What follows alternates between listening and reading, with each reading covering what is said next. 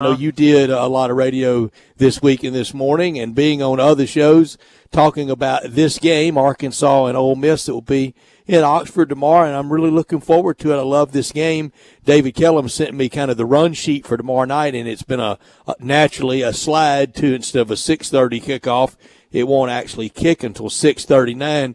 He goes, hey, you and Darb got to fill that time. You're okay by it?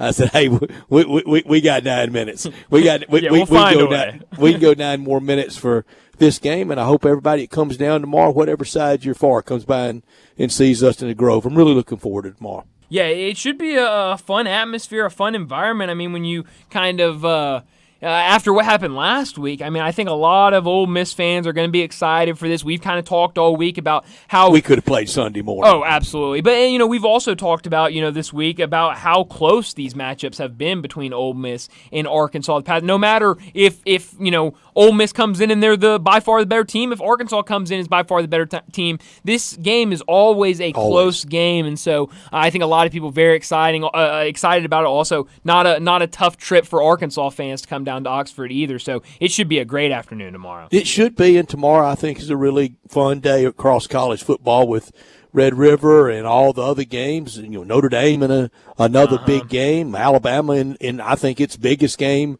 of the year, maybe other than the Texas test. It's most difficult test on the road at College Station. We got our baseball and basketball is right around the corner, and I mean this sincerely. Every year this week, I threaten, and I don't know how much longer it will stay on the PGA Tour's schedule we know the changes that are coming, but every year I promise myself that, all right, I'm going to take off a day and go down to Jackson to the Sanderson's Farm Classic. I've never been. So we even have golf in the state of Mississippi this weekend. We do a little golf going on. I've been getting a few updates about what's going on down there in that tournament. But, yeah, a lot going on this weekend. I don't think any of my many bosses out there would take too kindly of, hey, I need to miss a Thursday or Friday during football season to go watch golf. And I don't want to. I'm right where I want and need to be. Yeah. So definitely a lot of fun this weekend all over the place. I mean, we're gonna start the day with Red River, and then we'll go on. It's going to be a fantastic day, even though I know a lot of people here locally, Tigers won't be playing tomorrow, kind of an off week, not only for the team, but, I mean, after that Boise State game, after the Missouri game, after the Navy game before that, I think a lot of fans feel like they need a week off of all this kind of a slow starts and then up and down this roller coaster of emotion they've been through the past 3 weeks. I love how the schedule has played out for the Tigers, and now really can savor being at that 4-1 mark. Yeah. I think ideally you'd like it after 6 or maybe even after 7, especially if you're going well. And if you're going really, really well, you don't ever want to take a break. It's like the All-Star break popping up for that red-hot team in baseball, and for that scuffling team. They wanted to get to the All-Star break 2 weeks before that. But for the Tigers, this is good timing and to build for next Friday night, and I hope a really big crowd out at Simmons Bank Liberty Stadium for Tigers and Tulane. And it doesn't need a lot of pumping up, I don't think. I want to try to drive ticket sales as best we can and be positive about it.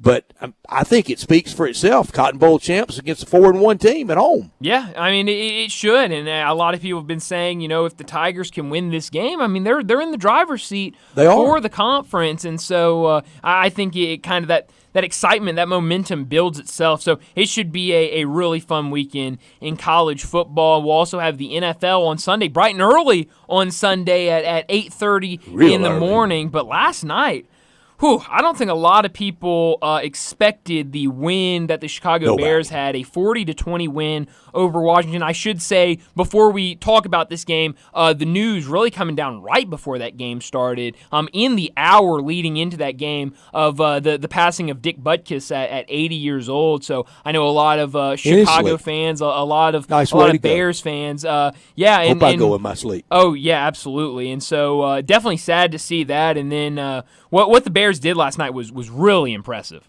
It was, and they'll honor him in a big fashion when they get back to Soldier Field. And he was Mr. Bear. Grew up in Chicago and turned down an opportunity to go to Notre Dame at that time over an issue of being married. And Notre Dame didn't have married students then. That's the same way Arkansas got Lance Allworth from Brookhaven, Mississippi, instead of going to Ole Miss. Because he was married, but he stayed in state. He did go to Illinois, Papa Bear George Hallis's alma mater, and he was great there. And then he was ferocious as a bear. With Gale Sayers on one side and Dick Butkus on the other, it gave you a lot of chances to win. But they neither ever played in a playoff game, and they didn't have a lot of quarterback help in those years. And, Gale Sayers, he got hurt. Butkus had bad knees as well. Zach and I were talking about this subject this morning. Mm-hmm. For most of the 60s, Dick Butkus was the baddest man in football. He wasn't, Ray Nitschke was. But I think Butkus, he may have been crazier than Ray Nitschke. And then in the 70s, I think it was Jack Lambert. 80s, Lawrence Taylor. And then into the 21st century, late 90s, early aughts, it was Ray Lewis. Is there a player that intimidating today, Brian? I just couldn't come up with one. And Zach mentioned Micah Parsons. You got on your Micah Parsons. You have a Micah Parsons jersey on. Jersey. He's that. You got a game plan for him, like all those others I just named. But I mean, just the meanest man alive. I don't think of him as that. No, I don't think. Maybe like 5-10 years ago, J.J. Watt could have had that title. But, yeah, I don't – currently, the only thing I would think probably close in my mind would maybe be like Myles Garrett. But still, I don't think – I think that's more just game plan against him. And he clocked a guy over the head with a helmet. That's another good point. Better not mess with a fella that does that. Don't mess with him. He's actually shown that he's about it, I guess. Will Anderson, I think, is going to be a guy to game plan for and look out for, but I don't think his own locker room is going to be scared of him. Their own Butkus, Nitschke, Lambert, those types, Ray Lewis, Lawrence Taylor, they're their own teammates. Man, look out for this guy. That's unbelievable. Yeah, We're parking his parking place. I could not think of a single person now in the NFL that would have that sort of response by even his own teammates. I can't either. There are great players. Absolutely. And I know that, and there are plenty that you have to game plan around, but just to be that intimidating of a force and a tough town, Chicago. Mm-hmm. Dick Butkus was at a central casting to be a football player in Chicago, Illinois. Oh, absolutely. And so I was definitely sad to see that, but happy to see what Chicago did for him, and RIP in memory of him putting up 40 on the Commanders. Best Justin Fields ever played. It really was, and you put this with what he did last week. And, me and Jay Morgan were talking about this earlier, and he said, I think the only criticism you could have about the performance Justin Fields had yesterday would be that his completion percentage was only around 50%. And we both agreed, when you tack on 4 touchdowns on top of that, it's hard to argue. And what he did with DJ Moore, I remember us talking about this after a week or two in the season and talking to Bo Marchand about this. It really seemed like DJ Moore wasn't happy after 2 weeks into the season. And obviously, the losing and really not putting up a fight will do that to you. But 230 yards, not 1, not 2, 3 touchdowns for DJ Moore. Justin Fields, it might have taken a couple of weeks, but I think he found his favorite weapon. You know why I think Ron Rivera is on notice? Why is that? The Magic Johnson tweet. Yes. And, Brett, we know Magic Johnson and his Twitter. If you want to go see a good Twitter page, go to Magic Johnson's because it's usually the master of the obvious. The sky is blue, water is wet, good morning, good afternoon, and he blasted the team, and I thought a direct assault on Ron Rivera. Not unfair. No. What he said, I think, is what everybody saw, but you could see the full changing of the guard in Washington. They off to the quick start, now settled in, and Magic Johnson, he's not the primary owner, but that just wasn't somebody out there on Twitter. That was Magic Johnson, minority share owner of the Washington football team. Yeah, and even saying "we" in there when talking about the Commanders, which I love. I love to see that. I guess it is "we." It is. I mean, when you get off the checkbook. That's right. I mean, it becomes "we" very quickly after that. But yeah. So I think there's going to be some people upset with this. And another thing is when you have a change in ownership. That leash changes. The leash you have as a head coach, as personnel, really top to bottom, it could change very quickly because you don't have that relationship. You haven't. They want their own people. Exactly. They want their own people. And so I love Ron Rivera, but if this season continues to go in a negative way, I would not be surprised at all if at some point they decide to go in a different direction. Other than that great year with Cam when Cam was MVP, and I'm not talking about the health difficulties that he's overcome and some sadness off the field. I'm not that heartless. On the field, has Ron Rivera done that much? No, not really. Not really at all. And so, I wouldn't be surprised. I mean, he was a great Bear. Yeah, he was. And so I think a lot of people in Washington, I mean, you're going up against an 0-4 Bears team last night. And so I think a lot of Commanders fans, I think Magic, I think there were a lot of people around this team that thought, oh, we're going to wake up tomorrow 3-2, and we're going to be, we're really going to be rolling. You got a young quarterback, he's playing better, and then you wake up and you're 2-3, and so yeah, I mean, I think that definitely hurts Ron. Played college at Cal and was a really good Bear on those Mike Ditka teams that Dick Butkus was the announcer for. He was the analyst on Chicago Bear Radio. Wow, so full circle there. Really is, isn't it? That's Thanks, sports. Wow. It'll tie the whole loop on it. It sure will. It sure will. But, that's why we love it. Yeah, absolutely. But, you look at Justin Fields, and I like this because I like Justin Fields. I liked him when he was in college, kind of watching his whole I loved him. Collegiate career. Yeah, I mean, I loved watching his whole career play out. There was actually a show. I guess I was in high school when it came out. I think it was called QB1, and it was a show that they had. They did like 3 seasons of it, and they would take like 3 quarterbacks that were like in the top 50 or so, and they would kind of follow their senior year in high school through their decision, yada yada yada. And so as watching that, you would watch that, and then you would want to follow those guys when they were in college. And so Justin Fields was on that show, and so I really liked him out of high school and in college, and so I want to see him succeed. And I've really hated all of the kind of negativity that's been pointed at him, because I don't think necessarily he is the issue in Chicago. And so I've loved seeing these past 2 games because he's really starting to show, hey, I still got something. I mean, I'm a quarterback. I was a high pick for a reason, and he's kind of starting to show why people thought that of him.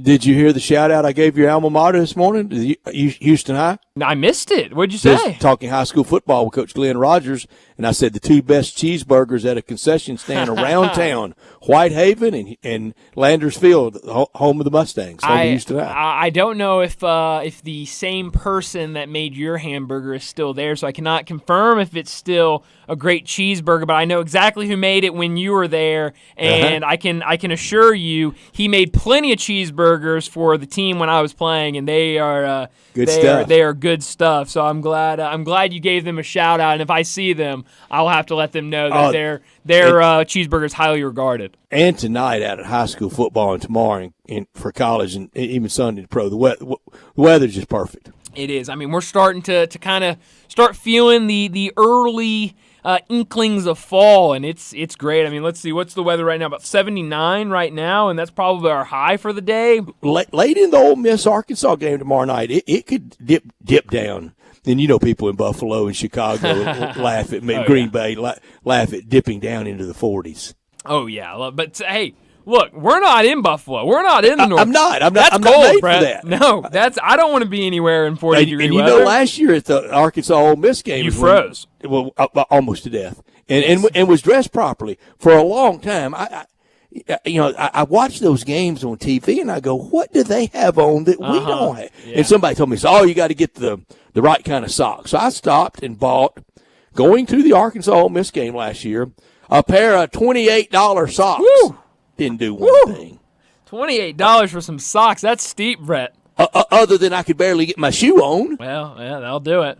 Well, yeah, you might. I can't dress right for it. It might be a cold evening for you tomorrow night, but hey, it could should be a great game. But let me say, I only whined about it for about 2 months, didn't I? Well, I mean, hey, I'd be doing the same thing if I was you. I hate the cold. I'm right there with you. I was cold from that night until the middle of May. That's great. That's great. Well, let me set up today's show before we get to top and not top story of the day. 3:30, Alan Bell from CBS Sports Digital, also the executive producer of The Early Edge. He'll join us. We'll talk a lot of wagering with him. We'll get into some of the college football games, some of the NFL games with him in the next segment and get all of his picks for the weekend. 3:45, we'll look at the AAC and the top 25. What does the weekend look like for the top 25 and the American? 4 o'clock, Bruce Marshall from Vegas Insider, CBS Sports, and BAMSports.net will join us to talk some more wagering. We'll do a lot more wagering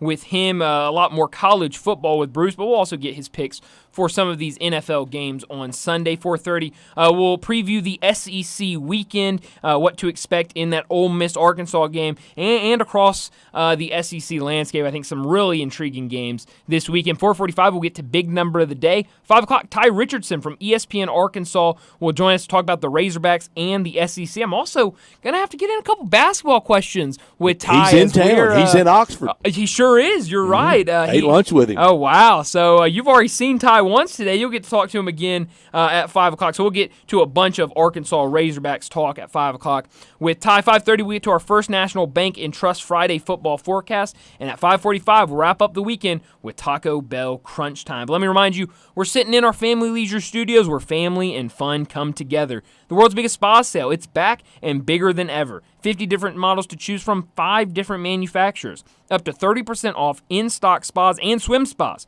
Free upgrades on all in-stock spas. And the 24-month same as cash. It's still available, but only at Family Leisure, 2120 Whitten Road, just north of I-40. He's Brian. I'm Brett. Johnny Hill with us as well. We're Sportstime, and we're with you until 6 o'clock, and we want you to be a part of it by calling or texting 901-360-8255. And this hour brought to you every day by our title sponsor of this hour, the one and only Lexus dealership in town. That naturally is Lexus of Memphis at 2600 Ridgeway and online at lexusofmemphis.com. Great offers on all 2023 models with the 24s on the way and special leasing options always. Call them at 901-334-9673.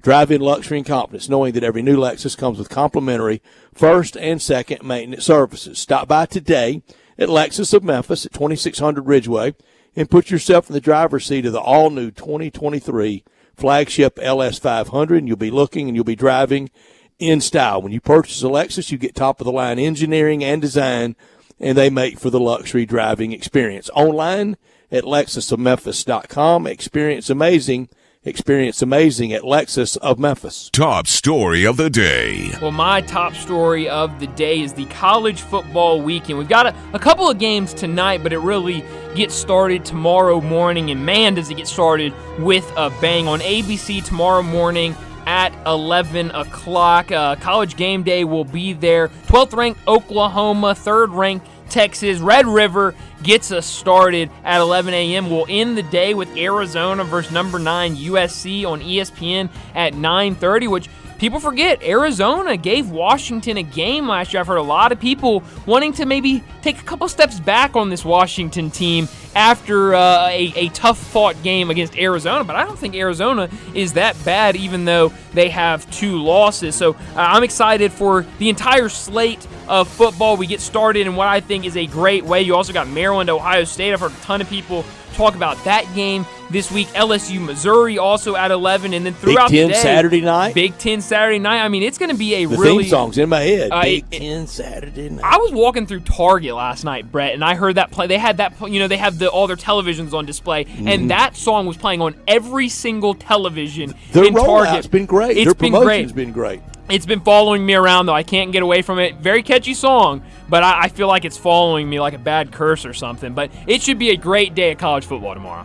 That's my top story, too, the day in college football. The big one in the SEC is Coach Nick Saban in Alabama in College Station versus Jimbo and the Texas Aggies. A second straight loss to Jimbo and A&M at Kyle Field.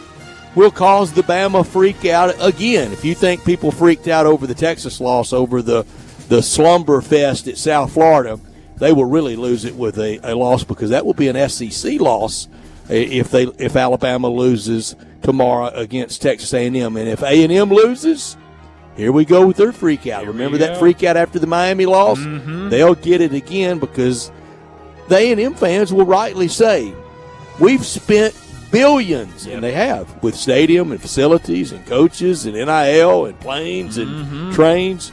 We've spent billions, and we still can't get there. Something's got to give tomorrow. Oh, Brett, I love when something's got to give. Not top story of the day. Well, my not top story, go from Saturday into Sunday, and it's another early morning as the Jaguars. Brett, something's wrong with my ESPN, because it says the Jaguars are the road team in London. Do they not know that is Jacksonville's second home? They've been there 2 weeks. I mean, what are we talking about? But I think their owner is from London. I think so. I think he is. I think he is. So in all seriousness, they'll play as the away team tomorrow. But the Jaguars, they're very comfortable across the pond in London. That'll start our day at 8:30 on NFL Network. We'll end the day, with what a beatdown this is going to be. The line is 4 points. Please. 4 points for the 49ers, please. The Cowboys are going to roll all over the 49ers. I am not saying that as a fan. Let me cover up all of the logos and stuff that I may or may not be wearing, because I'm not a Cowboys fan or anything. I'm just telling you the fact. The Cowboys are going to win on Sunday. But I am a Cowboys fan. You are. So, look, I don't want you to say anything, because people might not believe you, because it might just be fandom. You can believe me. I'm not biased by any means, but this should be a really fun day. I know we're going to do our first National Bank and Trust Friday football forecast at 5:30, but, Brett, I'll be honest. I had trouble trying to come up with a lock and a shock for this one, because a lot of these games have one. I think will be, well, I know, but a lot of these I thought were going to be really, or I think are going to be really, really close games. So for me, it's so hard for me to pick a favorite and an underdog. So we'll see what I can if I can figure a couple out. I mean, I have to for the segment, but these are going to be some great games on Sunday. I hate to do this to y'all during the break, and send you on a wild goose chase. And I got the same Google y'all have, but I'm scared to hit any buttons, especially not in the studio. When the teams play over there, like Jacksonville or any American team, is the tax man in London, is the chancellor of the exchequer there taking a little something out of the check? It's a good question. I have no idea. I would almost bet on they do. I would think so, yeah. And that's big tax money. They're working there. Where's our piece of it? I don't know why they hit me. My not top story. The big one locally is Arkansas and Oxford to play Ole Miss. Arkansas at a tipping point with many of their fans all ready to move on from Sam Pittman. I greatly disagree with that. Win or lose tomorrow, or however the rest of this year plays out. Arkansas had to have this game last year, and they got it. They were up at 1 point, 42-6. With 13 minutes to play was the points they were up. But that was in Fayetteville, an Ole Miss win, and then open date at 5-1. That was almost a dream summertime scenario. Be 5-1 and into the open date. Oh, yeah. That's the stakes they're playing for in Oxford. Yep. Yes, they are. But that'll do it for top and not top story of the day. Let's go ahead and get to our first break of the day. When we come back, we'll talk some wagering with Alan Bell. Add a little fun to your lunch break. Join Johnny Radio for Sports 56 Happy Hour from 11 to 1 every weekday on Sports 56 and 98.5 FM. What do you get when you have a dream, a beer, and a business plan? Meddlesome Brewing. Meddlesome's classic ales and lagers capture the true Memphis spirit. Strong, tenacious, and unforgettable. Meddlesome captures true Memphis spirit as well with community events including Ska-toberfest, Saturday, October 14th, with plenty of bands and plenty of brews like Memphis Style and 201 Hopler. Meddlesome Brewing on Trinity in Cordova, just east of Shelby Farms. On tap and can packages. Meddlesome Brewing. Never settle, always meddle. Oh, come on, it's funny. Can't do it. Trick or treat, here's some meat. Seriously, the Central Barbecue spot for October has been about Halloween for like 5 straight years. Look, you've done the ladling Central Barbecue beans into their bag thing. Yeah, I got in trouble both times. They didn't like the phrase ladling beans into their bag. Well, what else happens in October? Hey, I tell you what, do they do any pumpkin spice stuff? God, no. That's good. I'm tapped for anything else for October. How about just a straight spot about how great the food is at Central Barbecue? What, like Central Barbecue has the best slow-smoked ribs in Memphis? Yeah, something like that. Too boring. It doesn't matter, we're out of time anyway. Did you know nearly 40% of men under 40 and over 75% of men over the age of 40 experience sexual performance concerns? At the Memphis Men's Clinic, their experienced physician performs a comprehensive evaluation that determines which specific issues may interfere with your sexual performance. These issues can vary and range from anxiety to medical issues, low testosterone, or erectile dysfunction. The Memphis Men's Clinic has evaluated hundreds of men of all ages over the years and reestablished a normal sexual life. The Memphis Men's Clinic will work aggressively to resolve issues and allow you to restore your sexual health and overall well-being. That's the Memphis way. If you're 20 years old or 90 years old, come and get cared for the Memphis way. Treatment that's based on your specific needs after a professional clinical evaluation by their experienced board-certified physician. Call the Memphis Men's Clinic today at 901-443-0475 or visit memphismensclinic.com. Chris Price here with Metro Builders. Is your roof leaking? Do you have mold stains on the ceiling of your home or business? Is your carrier denying your claim or offering a repair because they just don't have enough documentation? You need a contractor that performs work for insurance carriers each and every day, and Metro Builders is here to assist. This is why you call Metro Builders. At Metro Builders, we provide free estimates and consultation and love to assist homeowners with their claims. Metro Builders' process of arriving, inspecting, and diagnosing problems is second to none. Our team of Hague-certified technicians are standing by to assist you with providing estimates and photos to your carrier to document your loss. And the best part of all you owe is what your policy states. No large fees on top of the final scope. We use high-grade materials and are certified by companies like Atlas, Certainteed, Owens Corning, and even Mulehide. We offer best-in-class warranties on all of our jobs, up to 50 years. When it comes to roofs and restoration, call Metro Builders to schedule your free inspection. Call me. 901-375-1717. That's 901-375-1717. Join us for the Memphis Police Department Hiring Expo, Saturday, October 21st, 2023, from 11 a.m. to 3 p.m. at 170 North Main Street downtown. We'll be taking applications and interviewing candidates on site. Salary starting at $54,611, increasing to $60,713 after probation. Benefits include a $15,000 sign-on bonus, up to $10,000 relocation assistance. For more information or details, visit joinmpd.com. Sports 56 traffic. Good afternoon. A couple of wrecks in Midtown getting some attention. They're trying to clear up that earlier one on 240 southbound. It's going to be right at Lamar. That's got traffic backed up pretty good now. We've got one at 40 westbound at Chelsea. That's got it backed up even more, all the way back to the 101 connector. Again, 2 wrecks in Midtown right now getting some attention. Still slow go across the bridge here on 55 southbound coming over from West Memphis. Hey, enjoy Smoky Mountain Fall Festival this weekend at Ober-Gatlinburg. Check it out online at obergatlinburg.com. I'm Commander Chuck with your on-time traffic.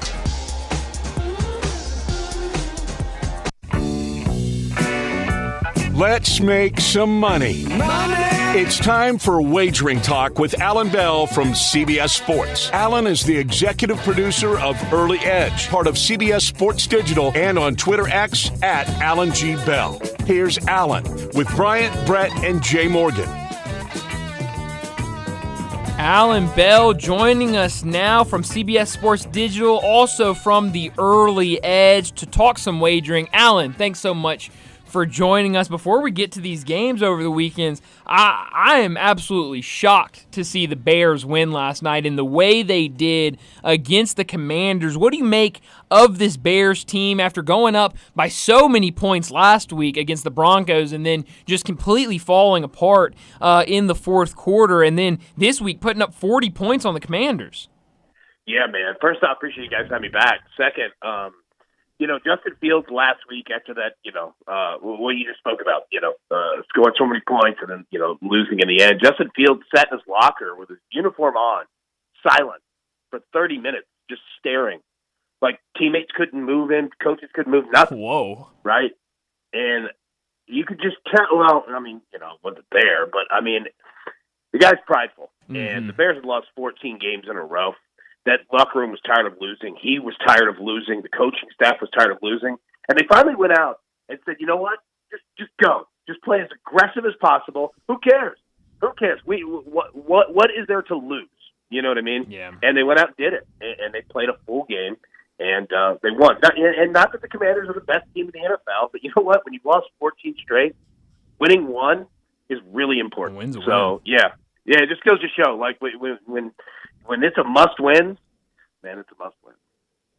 Alan, I would dare say 14 games in a row that he was a part of, I bet you from ninth grade on, he had not lost 14 games in his life, much less in a row. Yeah, seriously. You know, like, he didn't lose anything in high school. He went to Ohio State. He doesn't know what losing is. You know what I mean? Yeah, that's a great point. There's the great story here locally about, I think, the greatest Memphis Tiger to ever play, all-time leading scorer, all-time leading rebounder, Keith Lee, and he had played on a high school basketball team that had won 60 in a row, 30 as a junior, 30 as a senior for him. Yeah. But opening night for the Memphis State Tigers back then, they lost on the road at East Tennessee, like 58, 57, something like that. Yeah. And after the game, he was despondent. I mean, they could not console him. And finally, Coach Dana Kirk goes over to him and said, "Look, Keith, this is big time college basketball. You got to learn to adjust." And he looked up and he said, "Coach, I ain't lost since the 10th grade." That's a great quote. That's a great quote. Yeah. And he didn't lose many more after that, did he, Brian? He did not. No. That's funny. Alan, let's get to some of these games over the weekend. You can ask Brett. Brett's probably sick and tired of hearing me say the words Oklahoma and Texas. I've said them so much this week. I cannot wait I love for Red Love River this game on Saturday. I think this one's going to be a heck of a game. Right now, that line has moved. Yesterday, it was about 6.5. Right now, Texas is a 5.5-point favorite. That total sitting at 61. What do you like in this one tomorrow morning? Yeah, I'm wondering why the spread keeps moving, right? Like, it keeps going in Oklahoma's favor. Now, don't get me wrong, Oklahoma's a good football team. In fact, Oklahoma has covered the spread in every game this season. All of them, right? That being said, Texas is for real. Like, I think that this Texas team is an elite football team. They can play defense. They can run the football. They can throw the football. They can do it all. It's hard for me to go against Texas, and I think that, for Brent Venables in Oklahoma, not that Oklahoma hasn't scored points this year, they certainly have, a shootout type of a game is not what he wants to get into. Right? Like, that's not a high percentage win for them against Texas. So I think they're going to look to kind of muddy this game up. I'm going to roll with Texas with that spread, but anybody playing the under of 61, I can kind of see it. I could see a little bit of an ugly first half, and then Texas gets its stuff together, and pulls away late. But, yeah, man, I'm going to roll with Texas. I think they do better. Texas over OU, a player that used to be at OU and now at USC and a winner of the last year's Heisman Trophy, Caleb Williams. Are you riding those USC team totals and game overs like you're riding the Braves in baseball? Yeah. Yeah. But, because they're the perfect mixture. USC can score on anybody, and anybody can score on USC. You know what I mean? Like, their defense just gives up points, man. Mm-hmm. Like, the fact they gave up that many to Colorado in the second half last week. Crazy. 72's the over and under. 72, that's the temperature, isn't it? Right? They blasted through that one last week, right? Like, I mean, I didn't think that Colorado would put up that many points, and they did.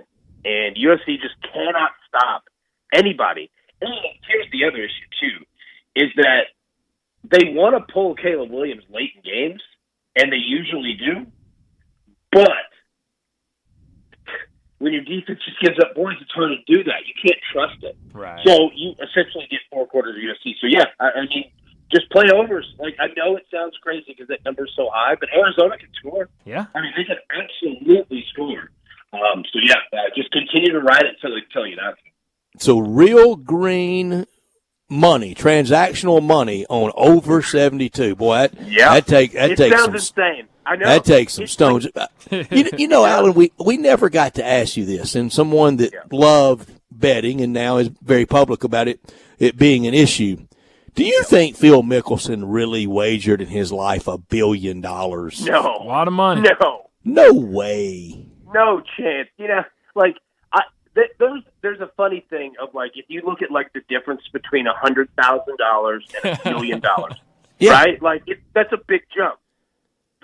Like, it would take, I think, like 30 days or something to, like, you know, double to get to $1 million. It would take like 33 years to go from $1 million to $1 billion. Like, no, there's no way. That's so much money. So much money. Billy Walters selling a book. I totally get it. Go ahead and get your money on that one. But no. And Billy Walters is compelling, but I think he lost some people with that. And I feel for Billy Walters. You know, during all that, he lost a child that he says was directly because of all that. But come on now, $1 billion. We talking real jack at that point. Ooh. Yeah, $1 billion. And think about this: if he lost $1 billion, how much did he wager? Right? That's a good question. Yeah. Did he not win anything ever? No. That's even for the money that Phil Mickelson has made. No, $1 billion. That's crazy. But as you know, in the world of betting on ball games, you do get in that feeling of I can't win to save my life. Yeah. Oh yeah. I mean, I could pick the sun setting. Yeah. No, I know, and you know the frustrating part is like. And I'll give you a great example of that, man. Like, we have, you know, people on our team here, and everybody hits stretches like that. It's betting. Everyone does. You know, and, like, I'll have, you know, people that'll come to me and say, man, what should I do? What should I do? I'm like, look, the only way to get through it is to do it. You just got to keep pushing through. But, man, it stinks, man. Like, it's just such a bad feeling because then you start questioning yourself. You start questioning the things that you know. You start questioning, you know, how you look at football games, basketball games. It's tough, man. You do, and you're so right about it. In baseball, they always said bunt out of a hitting slump. I don't know what it is in wagering. I know it's not this game tomorrow, but tell me what you like in Bama. I see now 2.5. We're calling it 1.5. Bama favored over Texas A&M. Yeah, so you know, I'm going to take Bama. I'm going to grit my teeth, but I'm going to do it. I think that they can play the more complete game, but I think the best play is just play under. Like I think that if you look at both of these teams, Jimbo and Saban know each other, right? And you know, Saban is going to approach that game the same way that he did with the Ole Miss game. Going to do everything that he can to just muddy and muck this thing up. Like, that's it. You know what I mean? Because he can't trust his offense. Texas A&M. You know, they can't trust it in full. They got a good defensive line. So, yeah, I think that, you know, if I had to pick a team, it would be Alabama. But, yeah, I'll take the under on this one. I think it's going to be an ugly, old-school SEC West style game. I'm with you. I'm going to give away one of my picks later. I'm calling it 17-6. That's very 1970s or 80s. And you're right. Yep. Coach Saban, especially to those proteges, he kind of just weaves them right into his web and it attacks. Yep, 100%. That's what he does, man. Yeah.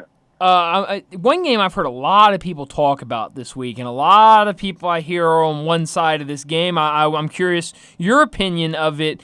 Tomorrow morning at 11 on Fox, Maryland, who's having an unbelievable start to the season, 5-0 for them, 2-0 in Big Ten play, going up against Ohio State, who's also undefeated this year. Right now, Ohio State a 19.5-point favorite. That total sitting at 57. What do you think about this one? Yeah, that's a lot of points. Maryland's a good football team, right? That being said, Ohio State's defense is legit. Like, they don't give up anything, man. Like, it is tough sledding with them. Look, as much as I hate to say it, give me the under. All right. I hate to play it because Ohio State can score and Maryland can score, but I can't take 19.5 points. Big number. You know, because Maryland is a good football team. But that being said, the problem is this, is that if you take Ohio State, and I get it, you know, Maryland's not going to score that many points. How many is Ohio State going to score, right? Especially late. You know, so I think that more roads lead to the under than they do, taking 19.5 points. But it sounds crazy saying that, by seeing both of these offensive outputs because they both can score, man. Absolutely. You're talking to Alan Bell from CBS Sports Digital, also the executive producer of The Early Edge. Let's get over to some NFL games, Alan, before we let you go. And I've got to start. I'm rocking my Micah Parsons jersey right now, my Cowboys gear. Prime time tomorrow night. Cowboys versus 49ers. 49ers a 4-point favorite. Alan, I'm curious the way you see it. I don't think this is even a game. Cowboys by 1 million. What do you think? I think it's going to be an awesome no partiality at all there, Alan. No, I'm not biased. It was straight Friday afternoon analysis. Yeah, hey, that was right down the line, baby. That's right. There you go. Man, let me say this. I'm kind of rolling the Cowboys here. I am. I think that the Cowboys are the more multiple team. And what I mean by that is I think that offensively they're more dynamic. They can run the football. They can throw the football. San Francisco, I mean, it sounds like I'm being negative against a ridiculously good football team, but I want to see what happens when they have to play from behind. I want Dallas to get out and score first, and I want them to continue, and I want to see what Brock Purdy could do when he doesn't have a 7-point lead, a 10-point lead, a 14-point lead. You know what I mean? Uh-huh. That being said, San Francisco's defense is elite.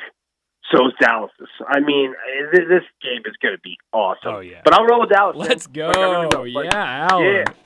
At some point, man, somebody's got to check San Francisco, and I think this might be the week to do it. Christian McCaffrey, by the way, if anybody bets props, I think he scored a touchdown in 13 straight games. Crazy. So, there you go. Maybe the best time to see the New York Giants or see a team after a loss, rather, it would be for the Dolphins hosting the Giants. New York Giants 1-3, and Daniel Jones was just awful Monday night. At Miami, the Dolphins minus 12.5. Dolphins and Giants. Who do you like, Alan? Oh, Dolphins. I don't easy. see any way that the Giants can score. That's the problem, is that I don't know what they're going to do, right? You look at this offense, it was built around Saquon Barkley. They don't have anybody to throw to. Their offensive line just gives them sack after sack after sack. No game breakers at wide receiver. None. That's the problem. And look, I like Daniel Jones, and I like Brian Daboll, and I like how this team is built. I have nothing against them at all. They just don't have anything, man. And then, you look at Miami. Miami can score on anybody. And you look at New York's secondary, young. It's going to be good, but it's they not got 20 right last now. week in defeat. Yeah, exactly, right? Man, it's just I cannot trust New York to stay in this game. And especially if and here's the problem, is that once New York gets down, all hell breaks loose, because now you have to start throwing the ball beyond 10 yards, and that's when that whole thing falls apart. So, yeah, it's a big number, but I'll take Miami.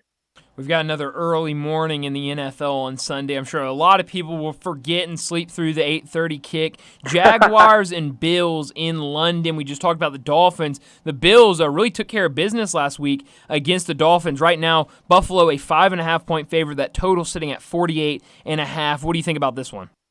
Yeah, you know what? Usually when anybody's playing in London against Jacksonville, 'cause that's a home game for them, I would take Jacksonville. But I'm going to roll with Buffalo on this one. I think that Jacksonville has some issues with this team. I think that their offense is not exactly to where we thought that it would be. They should be scoring way more points than they are week to week. But again, I'm not giving up on Jacksonville, because I really, really like Doug Peterson. That's a good man. It's a good coach. It's a good locker room guy, and I like Trevor Lawrence too. But Buffalo is just a much better team, and they can do it defensively too. They can tear you apart, man. So yeah, I know that it sounds crazy taking a team to go to Jacksonville with 5.5 points, but I'll do it. Yeah, give me the Bills on that. I like that. It's going to be an early morning, that's for sure. Alan, any baseball? Yeah, any baseball? Oh, well, hard. No starting pitchers listed. Yeah. Tomorrow makes it really hard. Philadelphia Phillies. Just take overs. Just take overs, take props. Both these teams know each other. They hate each other. They can hit off of each other. They've done that all year long. Yeah, like tomorrow is going to be awesome, man. I can't wait. It's going to be a great weekend all around. Alan, thanks so much for joining us. We'll do it again next Friday. Hey, look forward to it, boys. Y'all be good. Have a great weekend. Thanks, Alan. Thank you. Good luck, Alan. Alan Bell from CBS Sports Digital, also the executive producer of The Early Edge. I want to shout out The Early Edge again. You can go find it on YouTube. You can find all of Alan's work over on Sportsline. But this show, it's a daily show. You can watch every single morning about 9 a.m. They do their best picks of the day. Alan's on it most days, so definitely go over and check that out on the Sportsline YouTube page. But let's go ahead and get to a break. When we come back, we'll preview the college football weekend for the top 25 and the American Athletic Conference. That's next on Sportstime. Join the voice of the Tigers, Dave Woloshin, for Wolo and Friends. Weekday mornings from 10 to 11 here on Sports 56 and 98.5 FM. Wow, I feel good.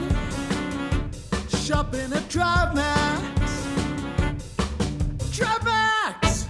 Drive Max. You get value. Need a car that screams I feel good? DriveMax has it all. From cars to SUVs, find a tightly inspected used car that'll have you dancing all the way home. Call 901-664-2424 or visit DriveMaxApproval.com. DriveMax, I got approved. Pizza lovers and sports fanatics, Ferraro's Pizzeria is your Sunday ticket headquarters. Catch every pro game on multiple big screen TVs while enjoying $2 beers, $9 beer buckets, and mouth-watering pizza. We're talking the cheesiest, most delicious New York pizzas in town with all your favorite toppings. What are you waiting for? Grab your family and friends and get to Ferraro's, corner of Jackson and Main, just east of the Pyramid. Enjoy every pro game at Ferraro's Pizzeria and Cheesy Corner, your game day destination. It doesn't matter if you're at the lake, if you're hunting, fishing, playing golf, or just playing around, Scooters Plus can hook you up with the mobility that you need. Scooters Plus has the largest vehicle and parts inventory in the Mid-South and the best service department. You can choose from ATVs, UTVs, golf carts, motorcycles, dirt bikes, trikes, scooters, and even electric bikes. Come in today to start or wrap up your holiday shopping with 25% down on Christmas layaways. Scooters Plus, 3425 Summer Avenue. Call Sam at 458-8843 or go online to scootersplus.us.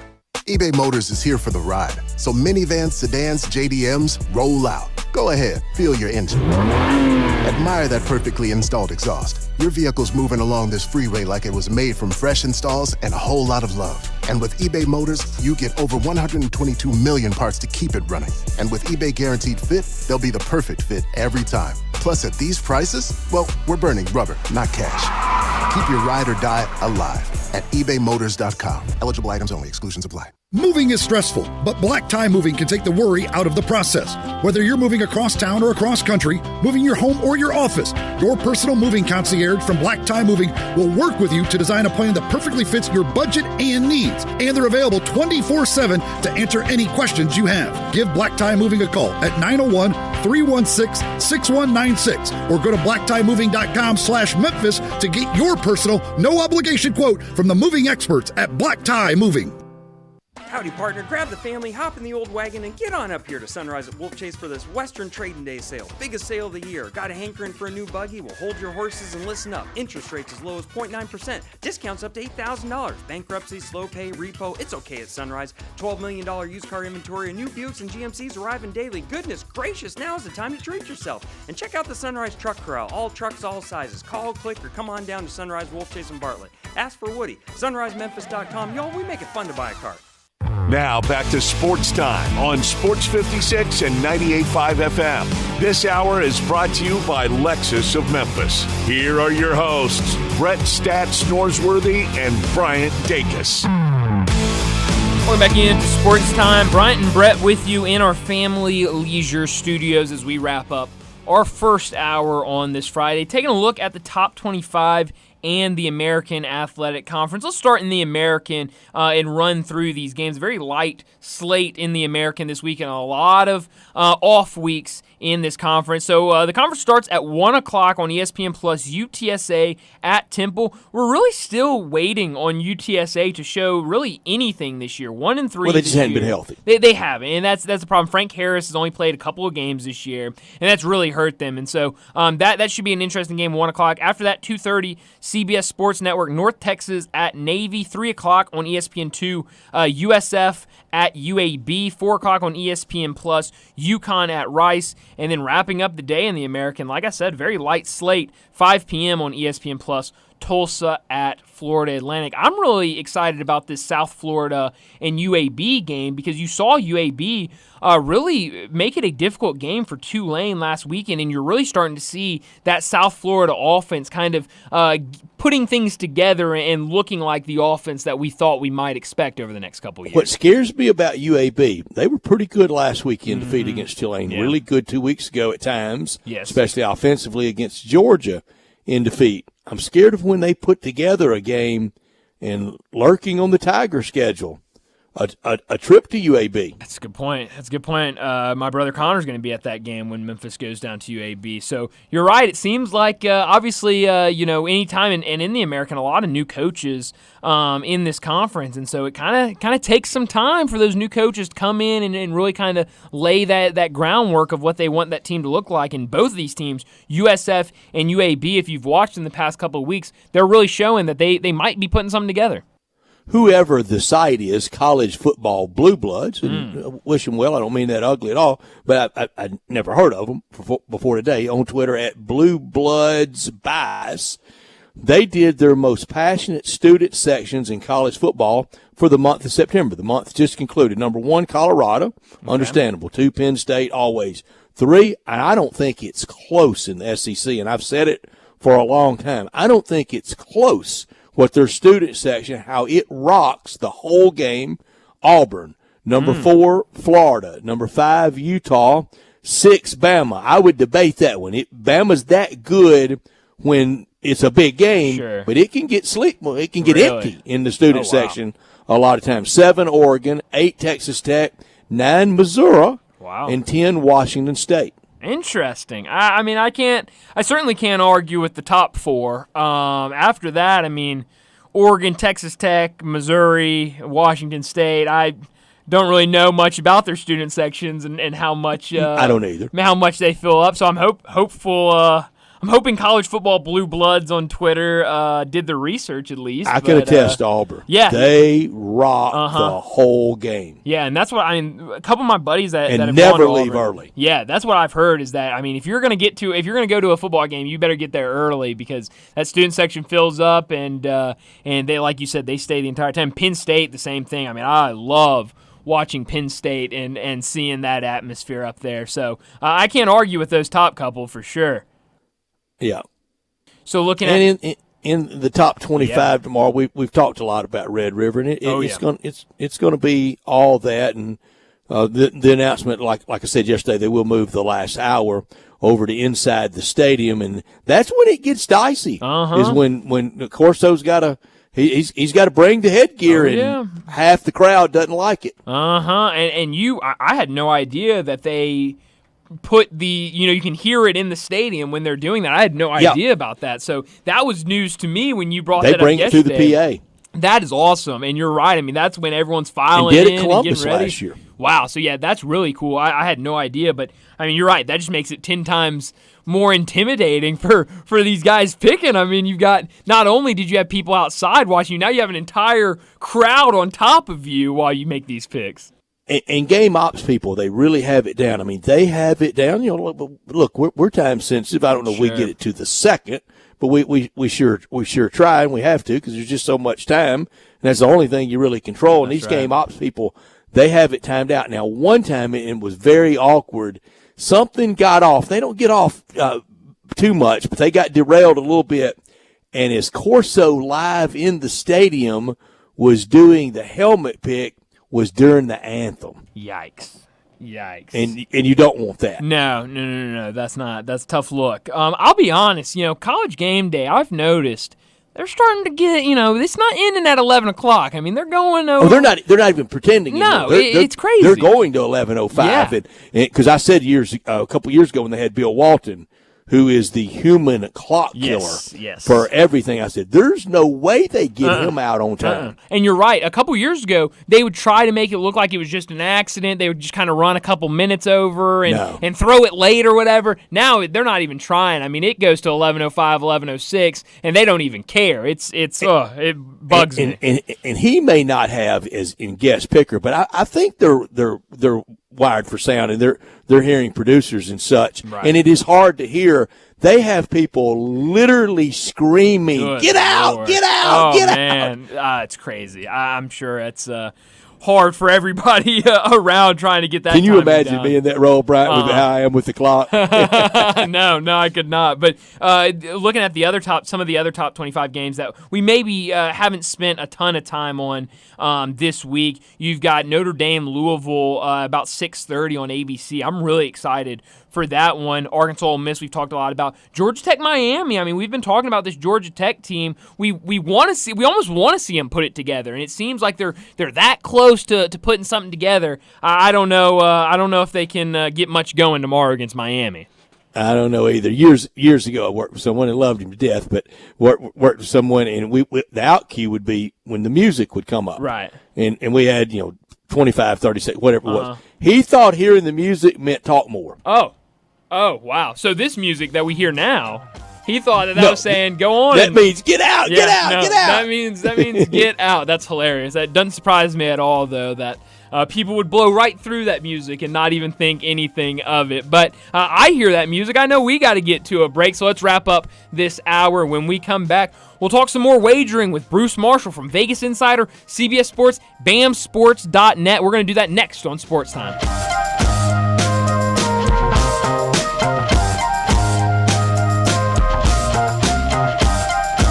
Want to play a private country club but only pay daily greens fees? Meadowbrook Country Club in West Memphis is your place. You can now play a beautiful, challenging course for only $59 plus tax, including cards. Meadowbrook Country Club features champion Bermuda greens and now is available to everyone. A membership is only $350 per month and includes tennis, pickleball, and swimming, plus a great restaurant and bar. Golf Pro Mark can even fix you up with custom-made tricks on clubs. Call 870-394-4186 today for your Tuesday through Sunday tee time at Meadowbrook Country Club in West Memphis. You or someone you know or care about has dealt with a difficult divorce. When facing divorce, you need the attorneys at Rice Law.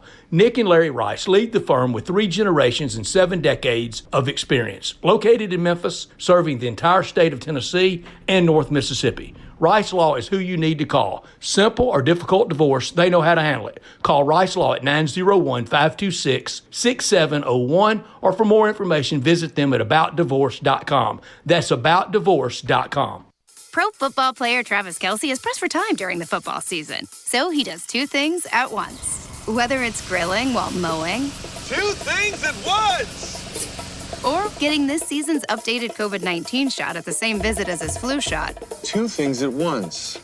You can be like Travis and ask your pharmacist about getting this season's COVID-19 shot at the same visit as your flu shot, if you're due for both, as recommended by the CDC.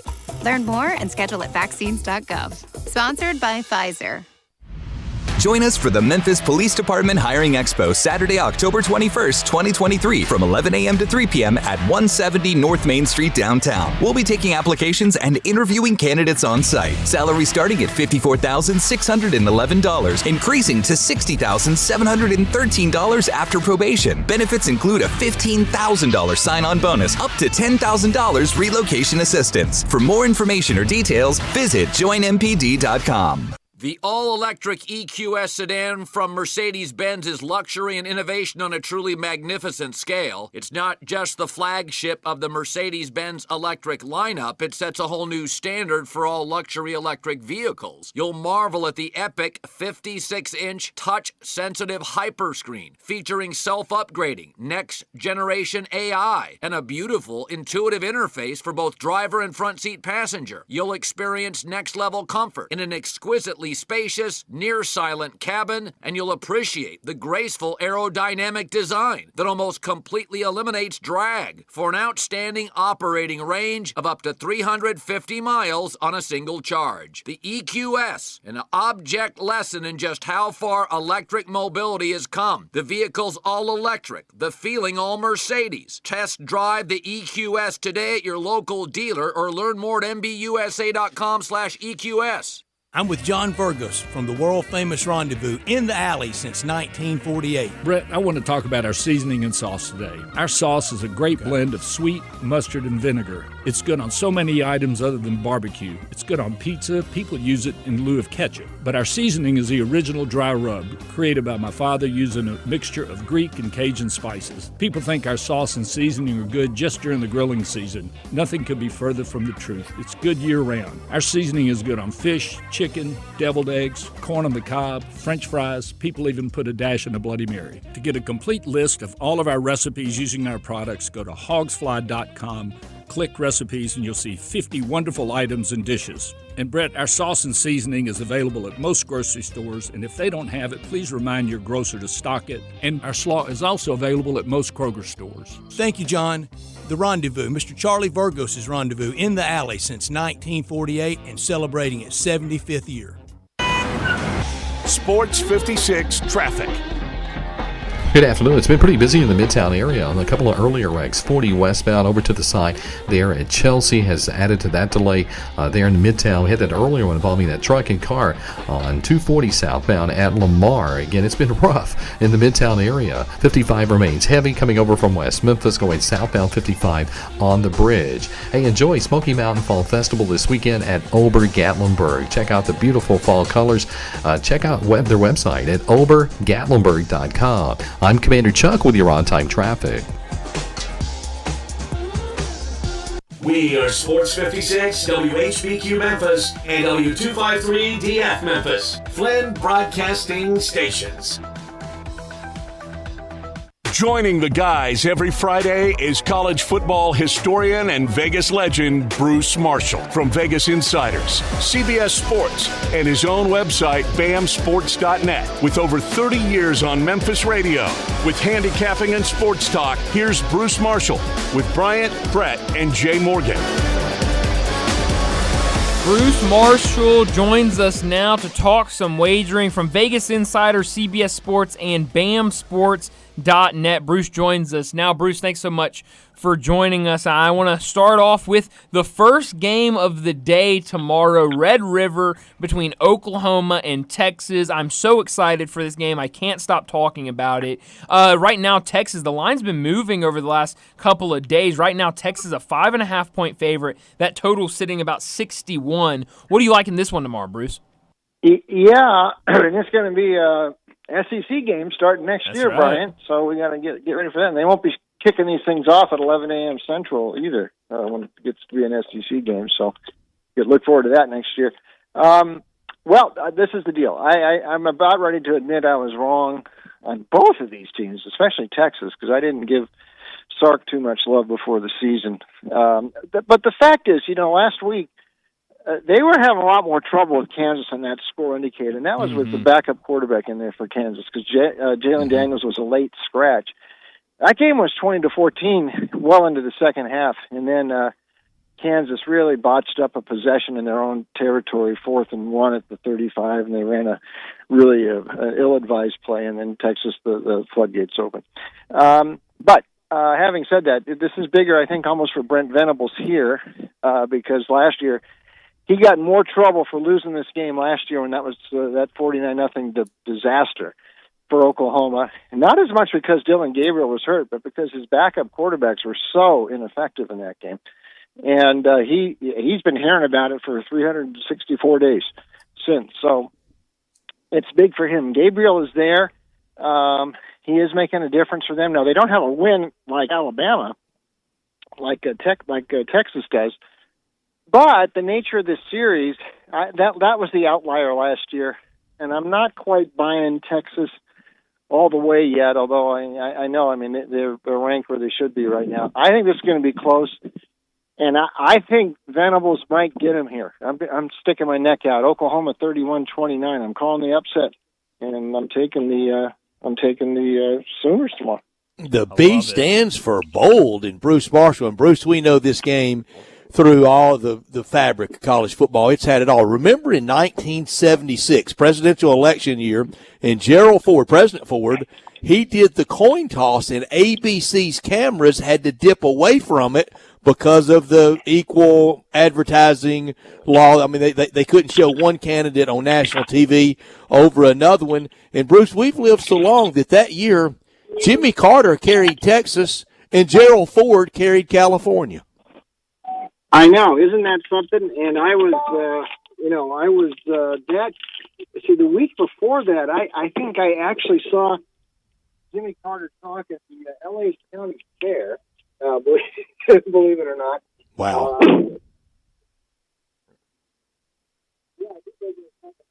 Bruce, we lost you for a second. Bruce, you there? Let me try to give him a call back and see if we can get reconnected with Bruce. Yeah, we will try to reconnect with Bruce Marshall from Vegas Insider and BamSports.net, his new operation, now also with CBS Sports. Sound like he was getting out of the car, and he may have lost Bluetooth connection. We know how that works. Didn't have that in 1976 either when Gerald Ford was doing the coin toss at midfield for the Red River shootout. It will be a fun scene to mark Texas. We, of course, will get Bruce's opinion on Ole Miss and Arkansas. That'll be the next game we ask him about. After Brian gets him, we're talking about timing and things, and when we have this happen, after we get him back on the line. Bruce Marshall is back with us now. Bruce, I think your Bluetooth failed us as you got out of the vehicle. Yeah, I did. I got in the vehicle and turned it on. I forgot we had the hooked up there. But no, there's a lot of history in this series. In the '69 game, you can still see it up on YouTube, the ABC telecast of the game. But and of course, I write about it in BamSports.net in the '63 game, which was the one of the first 1-versus-2 matchups, and Bud Wilkinson was still there at Oklahoma in '63, and Texas got him, and that really catapulted Darrell Royal to Texas's first national title. So that was a lot Bud's, of history in this series. That was his last game before he ran for the Senate, wasn't it? Last OU Texas last game. Oklahoma Texas. Wilkinson ended his career losing 6 straight to Texas, so that was the one stain on a great career at Texas at Oklahoma for him. Speaking of 6 straight, that Ole Miss Arkansas, that was Coach John Vaught's record against Frank Broyles. He was 6-0 when he was at Ole Miss against Arkansas. It hadn't been anything like that for any other Ole Miss coach with domination over Arkansas. In fact, Sam Pittman, he's 2-1 against Lane Kiffin. Tomorrow night in Oxford, 11.5. That seems like a lot of points. What does Vegas insider Bruce Marshall say? Yeah, I think it is a lot of points, and Pittman has actually covered all 3 against Lane Kiffin since he got to Fayetteville. I wonder, last week, I mean, this is just there's so much hocus pocus going on in the SEC this year. Now you see it, now you don't. I mean, where LSU's defense, what happened to it last week? I mean, they looked like the Broncos against the Dolphins 2 weeks ago, and Ole Miss just ran up and down the field. But, I mean, that was such a party like it was VE Day at Oxford after that game. You were there, Brett, and you saw the celebrations. And, sometimes you get the week after that, it's a little bit tough. Arkansas ain't what it was, but they're still dangerous enough. They've still got KJ Jefferson. They hung around that game last week, made some big plays on special teams against A&M, and were actually kind of hanging around, although they didn't even gain 200 yards in that game. But I don't trust Ole Miss laying this many points. It's been a tough spot for Kiffin to get over the hump against Sam Pittman. So I kind of think Arkansas hangs in there. 33-28, my score forecast. 33-28, my score forecast. I love that score. In that one, Ole Miss. Yeah. Right around it. And right now, Brian, you tell me if you see anything different. I'm looking at this on an app, and it's now saying Ole Miss 12.5. So I will give you 12.5 in that game, Bruce. And you're right; it was a wild celebration last Saturday night. How are our friends Jimmy Ott down in Baton Rouge taking the loss to Ole Miss? Because that's just a contemptible loss to them. Yes, they're taking it hard, and they're about ready to give up. They're about ready to start basketball season, although they're not even sure if they should do that down there. But they're taking it hard. at LSU, that's for sure. Yikes. Boy, you know you're taking it hard in Baton Rouge when you're raising the wait till basketball flag. Man. Yeah, wait that's till right. baseball down for LSU. I Yeah, don't know about that'll be next. basketball. Yeah, really. Bruce, another SEC game tomorrow on CBS. Alabama going down to College Station to take on Texas A&M. We know what happened last year in this game. Right now, Alabama a 2.5-point favorite against the Aggies. What do you like in this one? Yeah, I want to make sure Jalen Milroe is okay. There are a couple reports that he might have tweaked his hamstring last week, and but I don't. That hasn't been confirmed. And this I'm might told be they're just bogus. Yes, I think it's probably just a bogus thought. And he's in there. We haven't heard anything officially from Alabama that there's a problem. Expect Milroe in there, and I think if he's 100%, which I think he'll probably be, I think they've sort of found the sweet spot with this offense with Milroe, and it's with him throwing 16 to 22 times per game. He didn't have to throw that much last week against Mississippi State, but he's completed better than 80% of his passes the last couple of weeks, doing things with his legs. He can run. He's the fastest guy in the field most weeks. And, I mean, this is just the way Alabama's going to have to do it this year. It's not going to look like it did with Bryce or with Tua or with Hurts or Mac Jones. I mean, they're going to play it a little bit more close to the vest and rely on the ground game with McClellan and others, rely on that defense, which is playing pretty well. And I dare say this is the best team in the SEC right now. We'll find out. This is big tomorrow for the West. Again, A&M's another one of these sides. I'm not convinced yet. Beating Arkansas this year is not like it might have been the last couple of years. 2 years ago, they didn't beat them at all at A&M. And I still think this Petrino thing is going to blow up in Jimbo's face at some point. Now, no, they don't miss anything with Weigman out and Max Johnson in. It's like 1A, 1B. Max Johnson, by the way, his career now, 44 TD passes, 8 picks. That goes back to his LSU days. So, I mean, he's had a fairly decent run as a college quarterback. He's not mobile, though, and I think that's Kevin Steele will come at him with some stuff. And Bama wins, and I know it's been close the last couple of years, and Bama lost here 2 years ago. Milroe, by the way, was starting. As the one start he had last year was the game they won close in Tuscaloosa. 27-17 Bama tomorrow. I think they take charge of the West and take aim at the rest of the season and tomorrow at Kyle Field. Bruce, an old Vegas veteran like you know it giveth and it taketh. I gave you a point, an updated point for Arkansas plus 12.5. Now Bama has moved to 2.5 over A&M. Yeah, I think maybe they've figured out that was a bogus report on Milroe, and that might have temporarily driven the spread down. But I thought that the number looked a little light there, and I think that's still well within range. You don't often get Alabama with a number that low, so even 1.5, 2.5, that's still pretty low historically for Bama. We're talking to Bruce Marshall from Vegas Insider, CBS Sports, and BamSports.net. A top 25 matchup tomorrow night on ABC. Number 10 Notre Dame on the road against 25th ranked Louisville. Right now, Notre Dame a 6.5-point favorite. I've been real impressed with what Sam Hartman has done this year at quarterback. What do you think about Notre Dame going on the road to Louisville? Yeah, Bryant, and as Hartman saved that game last week, because I'm going to tell you, Notre Dame was completely disorganized from the sideline in the last half minute after he scrambled for that first down, and the clock started running after they set the ball down, but he wasn't getting a play from the sideline. He was pleading for it. They were confused.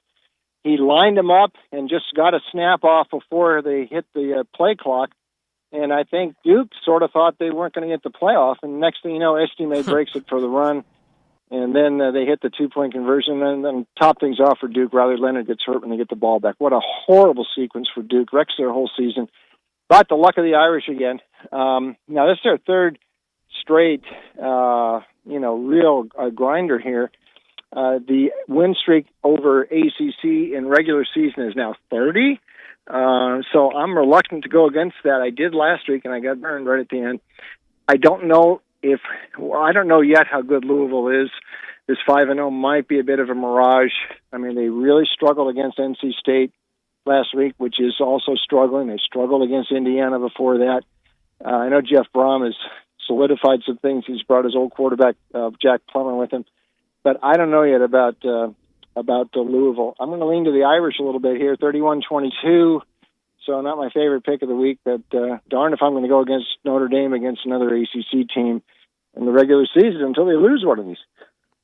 7th straight Saturday for Notre Dame playing. Remember back to week 0 when they started all the action of this season over in Dublin. Bruce, real quickly, if the playoff started now, maybe not in any order, but who would be the 4 teams in your playoff right now?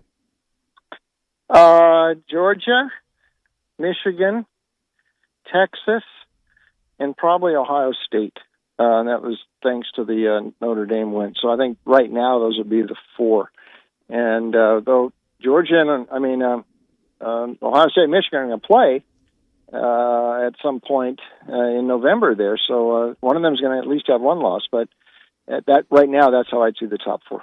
Perfect segue. Tomorrow in Athens, 6 o'clock on ESPN Central Time, undefeated Georgia against undefeated Kentucky. It's not often you can say undefeated Kentucky in October unless it's basketball.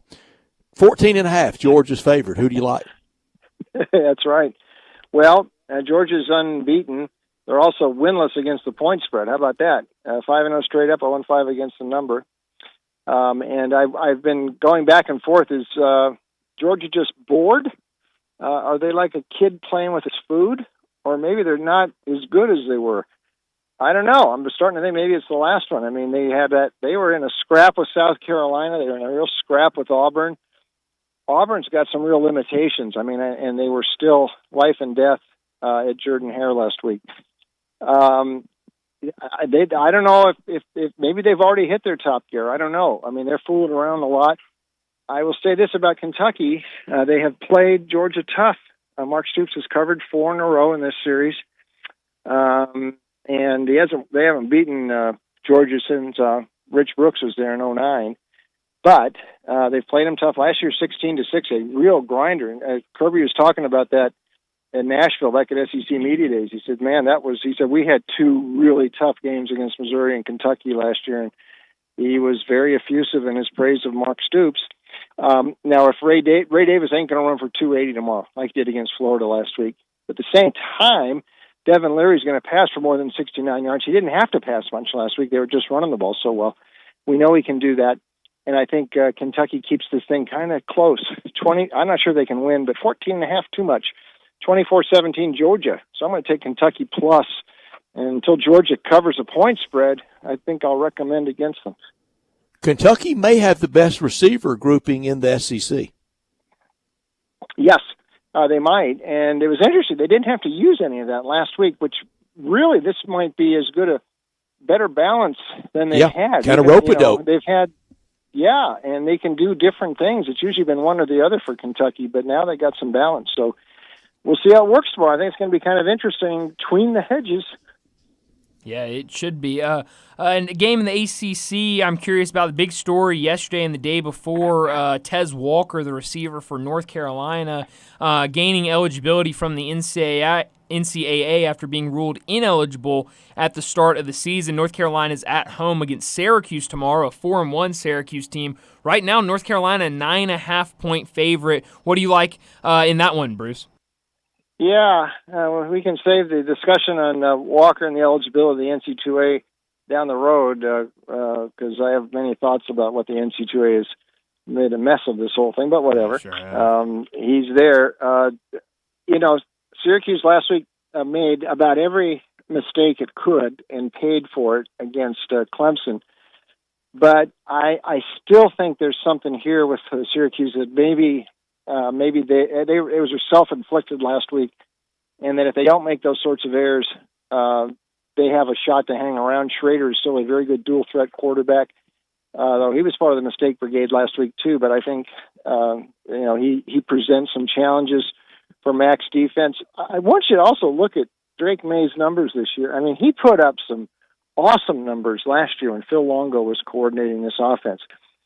With Chip Lindsey, he ain't putting up those sorts of numbers. Now, they're winning, so that's more important than anything, I know. But May is really good, but this isn't quite the same offense it was last year. For that reason, I'm not sure they're going to pull away. They probably win, but maybe not by that much. 29-24. Heels, I think they win. I'm going to take Dino plus the points to keep this thing kind of interesting in Chapel Hill. I like it. Well, Bruce, let's switch over from college football to the NFL. Another big get our zany college first. Oh, yeah. We got to get our college, our off-the-wall, and your favorite college pick from you, Bruce. Yeah, 2 off the wall here. South Florida is going to beat UAB tomorrow. Watch Alex Golesh. He's doing a really nice job in South Florida. And watch this freshman quarterback, Byron Brown. I mean, you talk about a dual threat. And I still think Dilfer's out of control there at UAB. I don't care if they covered the game last week. Bad defense. I don't trust him. I'm going to trust the Bulls tomorrow to go into UAB and win, and cover that short number out in the Mountain West. How about Colorado State? Jay Norvell, second year, starting to turn things around at CSU, and he's got a quarterback now in Braden Fowler-Nicolisi. We saw him against Colorado a few weeks ago. They got more going for him than Utah State does, so I will take Colorado State and look to ride these guys for a while. In the second-year trend with Jay Norvell, worked at Reno. I think I might be working at Colorado State, too. I love both of those plays, Bruce. Well, let's get over to the NFL, and I want to start with my team, the Dallas Cowboys, in prime time tomorrow out in Santa Clara, California, against the San Francisco 49ers. 49ers right now, it's moved since I last looked at it. It looks like right now San Francisco a 3.5-point favorite in that primetime game over the Cowboys. What do you think about this one? Yeah, I'm actually up here in the Bay Area right now, believe it or not, in the different nation of the Bay Area, and right by a 49er, they got by a mall here. The 49ers have their own workout clubs and things like that. It's everywhere you look is Niner stuff. I think the Cowboys are in trouble, just like they were the last 2 years against the Niners. Dak does not step up in these big games. I genuinely like Dak, but I think he is a bit overrated. So I kind of side with Stephen A. Smith here. I mean, he just comes up short so often in these big games. The defense has really controlled Dallas in these last 2 games. One other note, in Dallas's last 7 losses with Dak as a quarterback, he's thrown an interception. Now, I don't know what's coming first, the chicken or the egg, but when he gets under pressure and they have to play from behind, it doesn't work as well for him. I mean, when everything's going right, like last week and a couple weeks before when the Jets were all banged up and the Giants bad in the opening week, he can look great, but these big games, he comes up short. San Francisco is the best team in the league right now, and I think balance, offense, defense, McCaffrey now fully indoctrinated, and Brock Purdy is another year older at quarterback. He was 20 of 21 last week, and when they beat the Cardinals and won and covered. San Francisco 27-16. I'll take the 49ers this week. 49ers over Dallas, and that they eliminated them the last 2 years in the playoffs. Pittsburgh at home against Baltimore. Baltimore's favored, but the Steelers at Acrisure Stadium. Boy, I'm having the Steelers. It's style points. It just ain't there. Mm-hmm. And I guess Kenny Pickett's going to play. Although if his knee's banged up, I'm not sure. Maybe they're just as well off with Trubisky. That's not saying much. But this offense just is not working that well. No matter who's in there, Matt Canada is coming under a lot of heat. The offensive coordinator, Tomlin's sticking by him, but since Big Ben, and even late in the Big Ben tenure there, this offense has been a little bit pedestrian. Baltimore, I think. Last week I lost at Baltimore, but I didn't know that Deshaun Watson wasn't going to play. Big drop off there at quarterback. I don't think it matters who plays quarterback for Pittsburgh here. It could be Pickett, it could be Trubisky, it could be Mason Rudolph. I just don't see them doing a lot. It might be an under, too. I can see it's a bit lower scoring series, 5 straight unders. 20-13 Baltimore, maybe Ravens and under in that one. Bruce, one rookie I've been really impressed with has been C.J. Stroud and what he's done down with the Houston Texans. They're on the road this weekend in Atlanta against the Falcons, and the Falcons a 1.5-point favorite. What do you like in this one? Yeah, I'm sort of buying on Houston here. I mean, it's 2 weeks in a row. Stroud's put up big numbers. Interesting, Nico Collins. That's a Michigan guy. So you got an Ohio State-Michigan combination really hooking up and turning into a lethal combination passing the ball. They just look very confident. I give DeMeco Ryans credit. He's fast-forwarded everything with Stroud, and all of a sudden he looks like the guy. I am not nearly as impressed with what's going on with Atlanta's offense and Desmond Ridder. I don't know if it's because he can't do some things, or if Arthur Smith is just calling the games and the game plan is too conservative, but they ain't stretching defenses. Bryant can't stand Desmond Ridder. I'm not a fan. Yeah, I think Ritter just is not the answer for them, and they're not scoring enough points. So I'm going to take Houston in this one, 24-16 Texans. I like it. And what's your favorite NFL game of the slate on Sunday?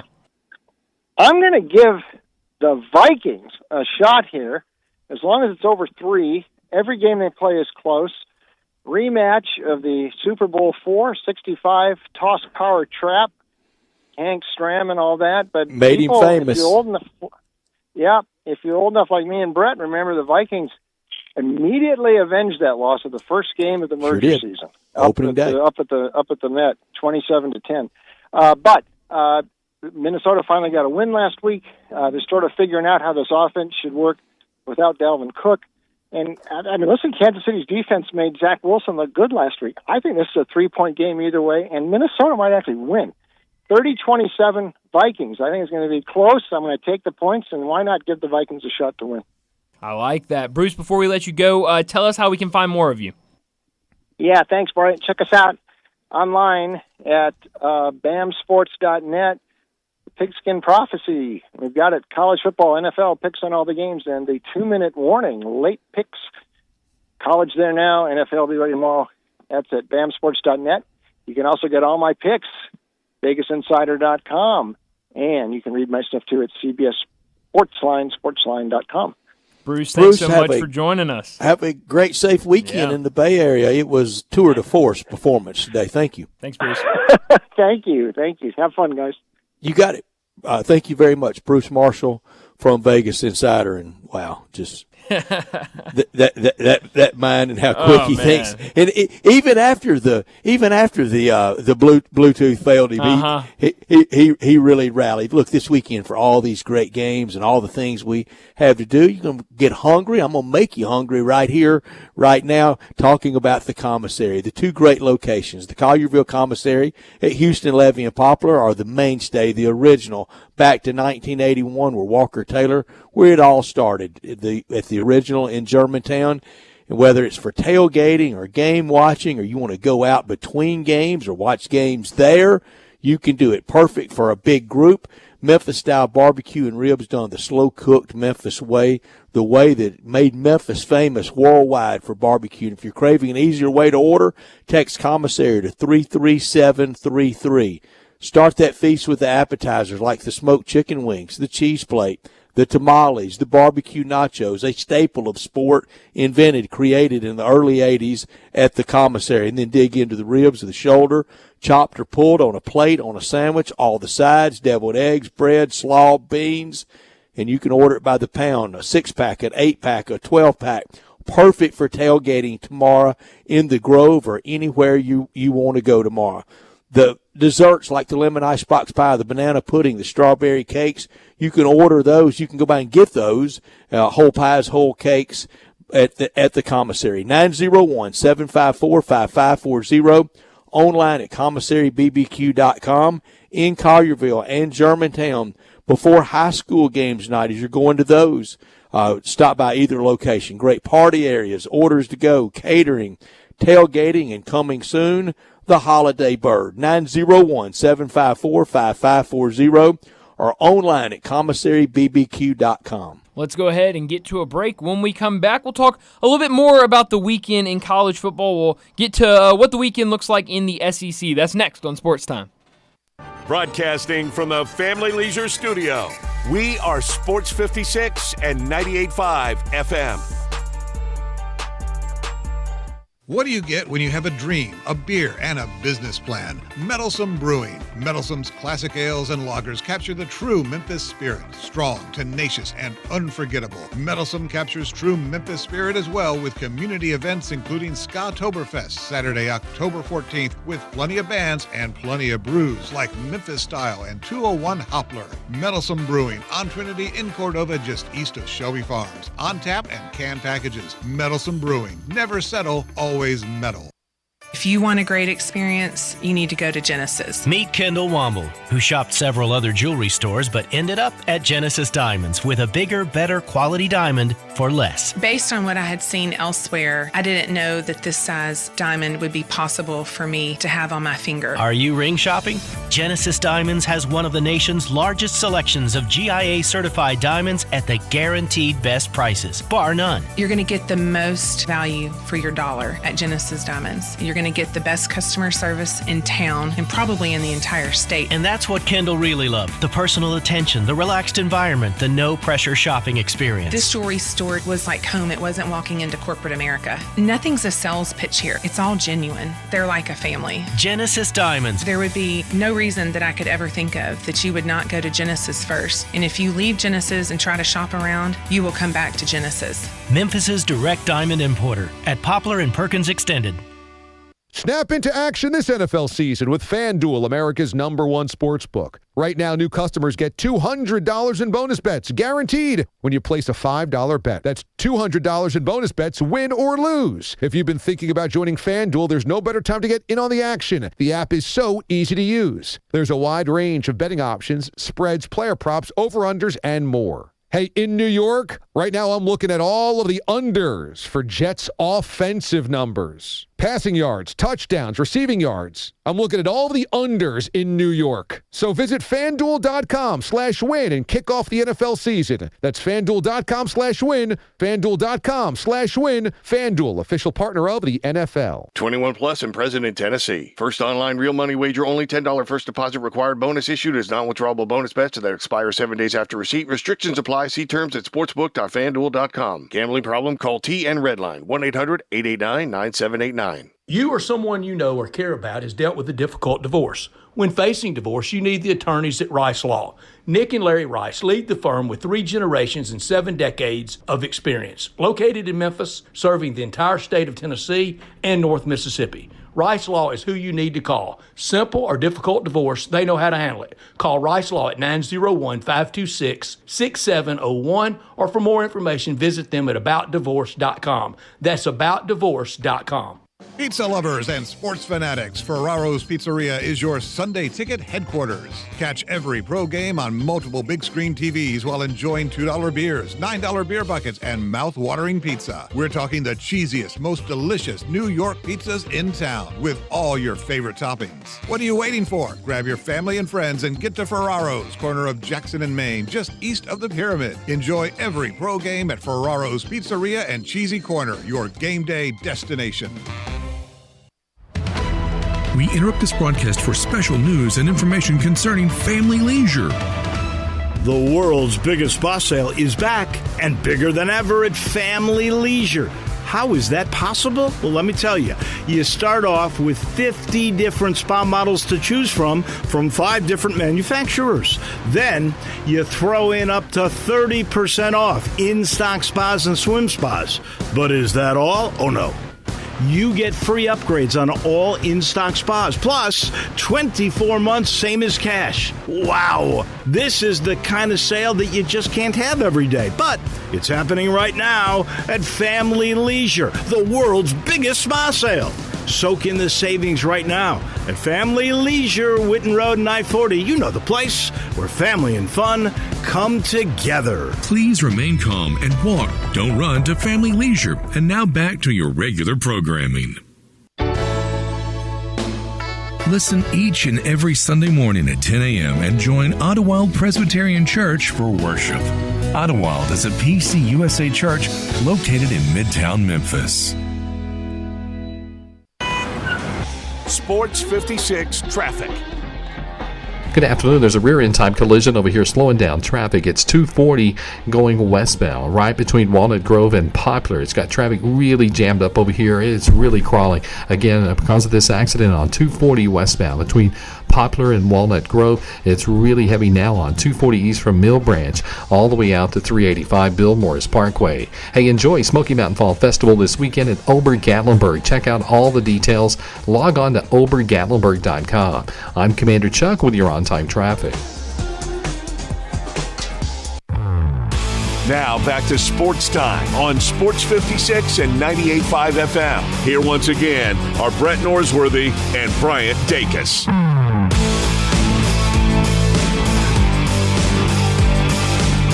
Welcome back into Sports Time. Bryant and Brett with you in our Family Leisure studios, and we've talked a ton of college football today, and it's another week in the SEC, and I think some really good matchups. We've gotten to the point, we talked about it last week, where we've gotten to the time of the season where, for the most part, you do have Mississippi State in there with a non-conference game against Western Michigan, but it's SEC versus SEC. LSU, Missouri, Alabama, Texas A&M, Vanderbilt, Florida, Kentucky, Georgia, and then Arkansas, Ole Miss. I'm really excited for this slate tomorrow.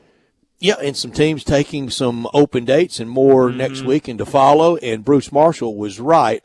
They're going to keep Texas and OU playing in Dallas at the Cotton Bowl. Yeah. And they're going to keep it around this time around at the actual Texas State Fair there at the Texas State Fairgrounds. But he's right. This is it at 11 o'clock.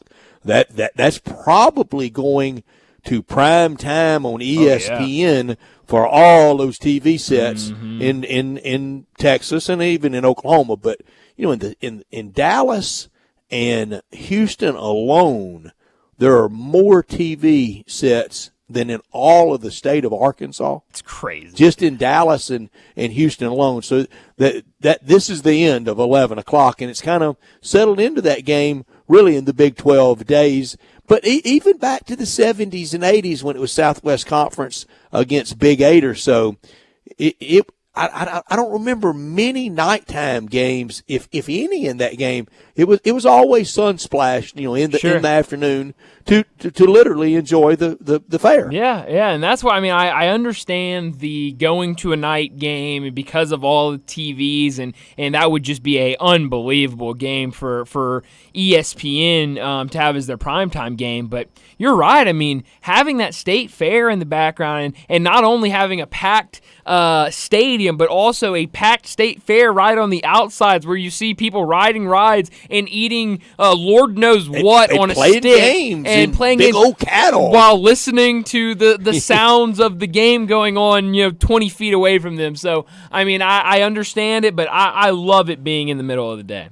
I don't know my cows, but you can walk by the barns and see big old cows. Oh, yeah. I don't know my cows. Well, they're cows. That's at least.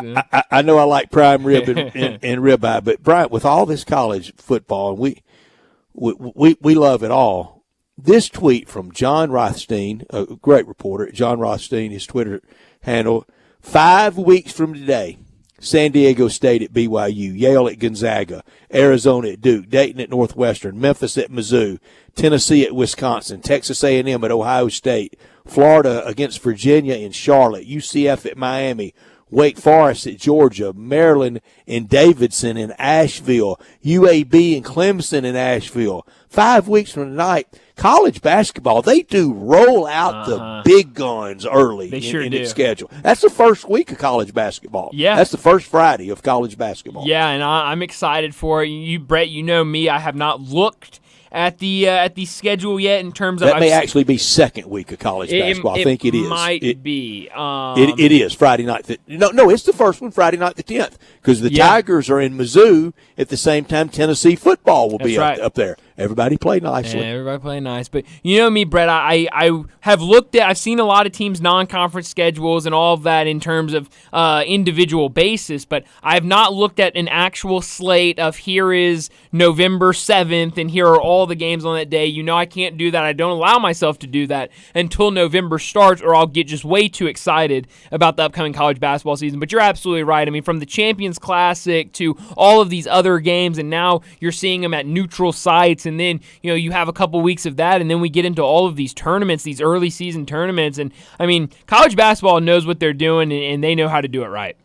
And to fight the football monster, they have to have these big glamorous games. Absolutely. And we love it as fans, as consumers. That game, Tigers at Mizzou that night, boy, I really don't want to be too over the top, but isn't that potentially the difference for either team, winning and losing one being a 3 seed, one being a 4 seed? It really could be, and that early, that will be the final That's not game. over the top, is it? No, I don't think that's over the top at all, and that will be the final game, I believe, that Coach Penny Hardaway will serve for his suspension. So we won't get to see, I mean, when I first saw this game being rolled out, the thoughts of Penny Hardaway on one end of the court, Dennis Gates on the other end of the court, I mean, I just started salivating because I love both of those coaches. So, no, you're right. It should be a great game. Both of these teams, I think, have really high hopes for this season, especially after Missouri, what they did last year in Dennis Gates' first season.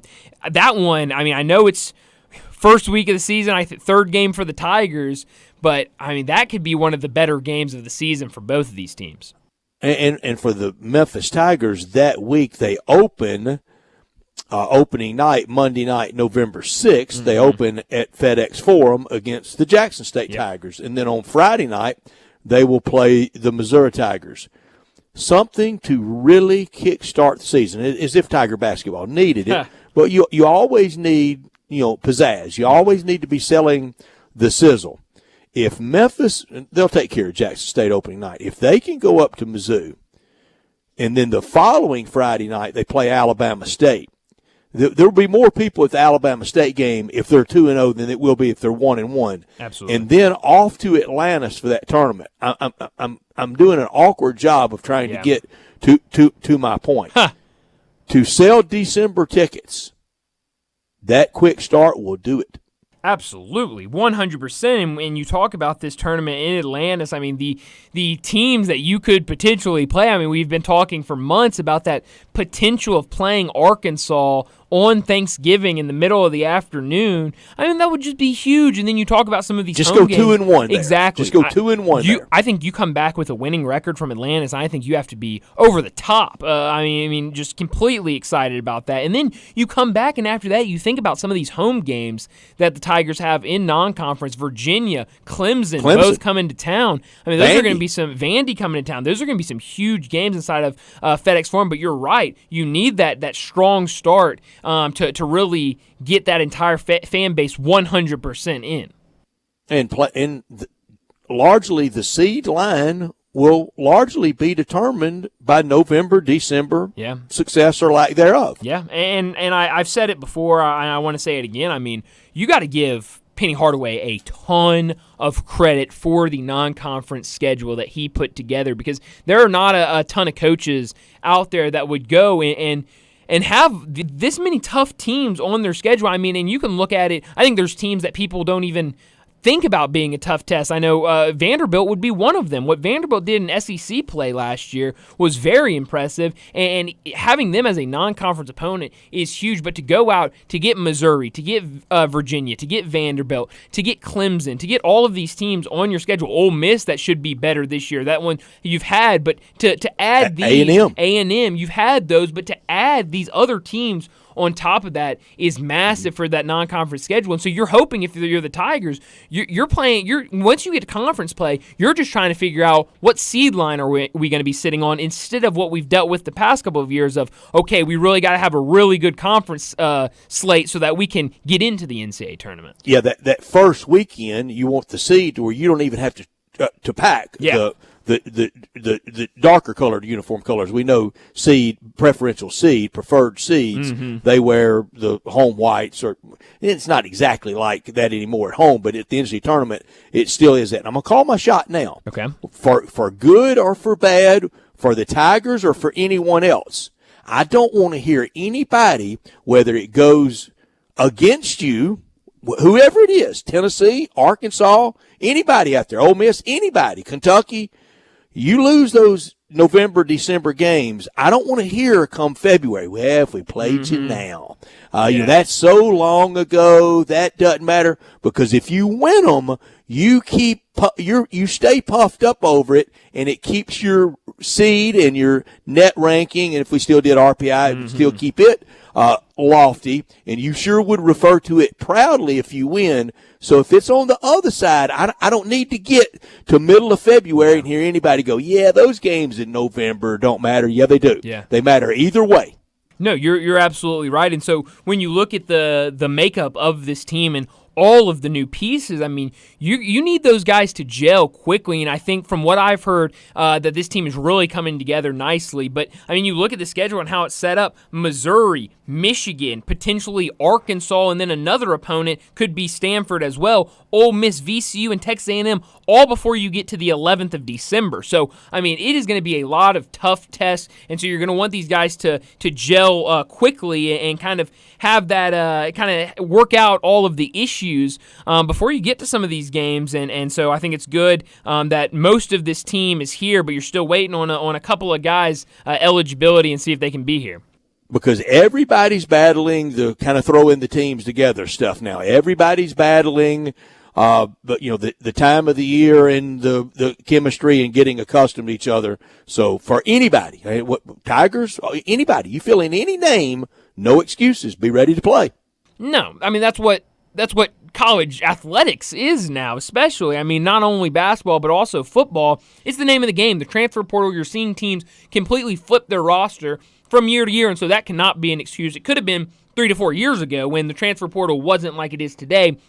But now, because of what it is, you cannot hide behind that guard of, look at this team in February. Look at them in conference play. You really need these teams to start gelling together early, and we'll see if the University of Memphis will be able to do that. But let's go ahead and get to a break. When we come back, it'll be time for Big Number of the Day. You already know you can listen to Sports 56 anywhere with the Sports 56 app, or at sports56whbq.com. But you can also watch us daily with live video of all of our shows on Twitter, Facebook, YouTube, and Twitch. Start your day the right way at La Palapa with the biggest, baddest breakfast burrito around. Chorizo, cheese, rice, beans, and eggs served with fresh salsa, and it's served all day. La Palapa has daily lunch specials, all served with rice and beans, 10 a.m. to 2 p.m. Try a torta, breaded chicken, steak, chorizo, or ham served with mayo, avocado, lettuce, tomato, and jalapenos, all in a hoagie. Plus amazing soups and dinner entrees, all at La Palapa, 5255 Summer Avenue. La Palapa, the little hut with big taste.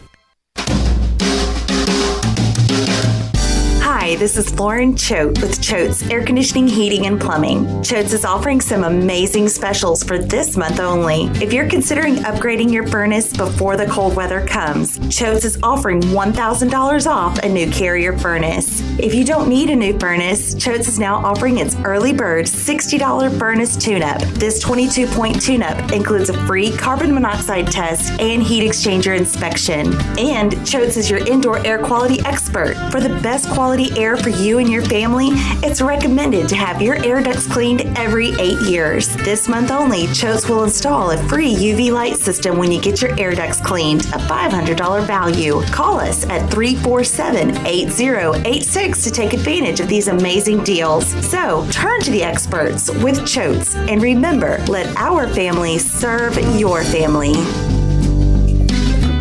Jenkins Floors and More in Hernando is growing. This family business started up 5 years ago with just one pallet, and now they have hundreds. Tim, the owner, gets calls from people everywhere and can sometimes save them up to 50% on wood flooring, carpet, tile, and vinyl. Jenkins Floors and More helps with renovations, home building, and installation. Jenkins Floors and More, number 6 East Commerce Street in Hernando. Also in Little Rock and coming soon to Tennessee. Call 662-469-9350 for more information. It doesn't matter if you're at the lake, if you're hunting, fishing, playing golf, or just playing around, Scooters Plus can hook you up with the mobility that you need. Scooters Plus has the largest vehicle and parts inventory in the Mid-South and the best service department. You can choose from ATVs, UTVs, golf carts, motorcycles, dirt bikes, trikes, scooters, and even electric bikes. Come in today to start or wrap up your holiday shopping with 25% down on Christmas layaways. Scooters Plus, 3425 Summer Avenue. Call Sam at 458-8843 or go online to scootersplus.us. You've heard of James Gaddis Jewelers, but have you heard what they've done lately? Everything! A tremendous selection of diamonds and jewels, gold, silver, and much more. Lots of watches, tons of custom-made jewelry, fine gemstones, bracelets, necklaces, so many choices. Romantics will love the one-of-a-kind estate and vintage jewelry. James Gaddis has experts to help you with wedding and engagement rings, plus 2 repair experts for fine watches and jewelry. Layaway and financing available. James Gaddis Jewelers at 4900 Poplar. The 4-1 Memphis football team is home Friday, October 13th at 6 o'clock for a huge conference matchup against Tulane for first place in the conference. It's wrestling night.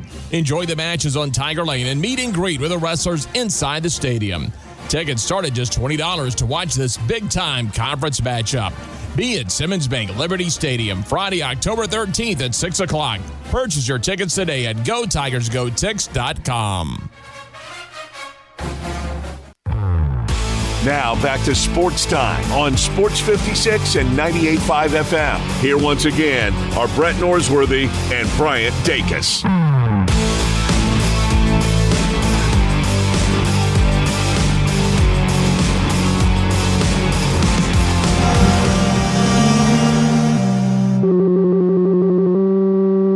Big Daddy. Hello, Big Brand. It's a guy, he wants to be big, then he gets big, he doesn't want to be big anymore, then he gets small, but the suit's too big. Big Daddy. The big boy. You're a big guy. I think she's trying to pull a fast one on Big Daddy. The big number of the day.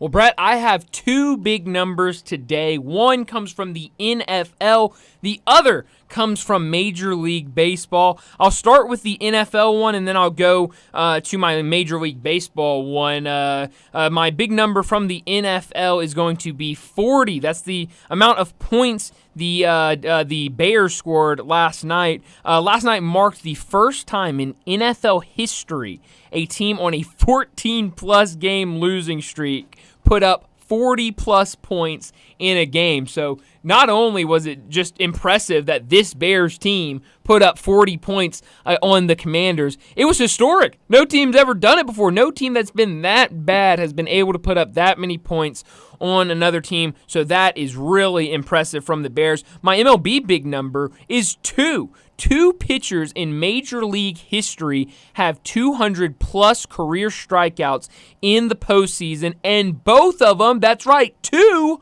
are pitching on Saturday. Justin Verlander, these are the only two guys scheduled right now to pitch tomorrow. Justin Verlander for the Astros, Clayton Kershaw for the Dodgers. Justin Verlander has 230, Clayton Kershaw sitting at 213. So just incredible that both those guys have been so good for so long and are both going to make the start tomorrow. And you just have to wonder, after this year, how many more postseason starts for either. Yeah. Now, I mean, it's getting there because, I mean, both have dealt with injuries. Both are kind of getting up there in age. So, I mean, this, I hate to say it, but we might be seeing the last year or couple of years of both these guys.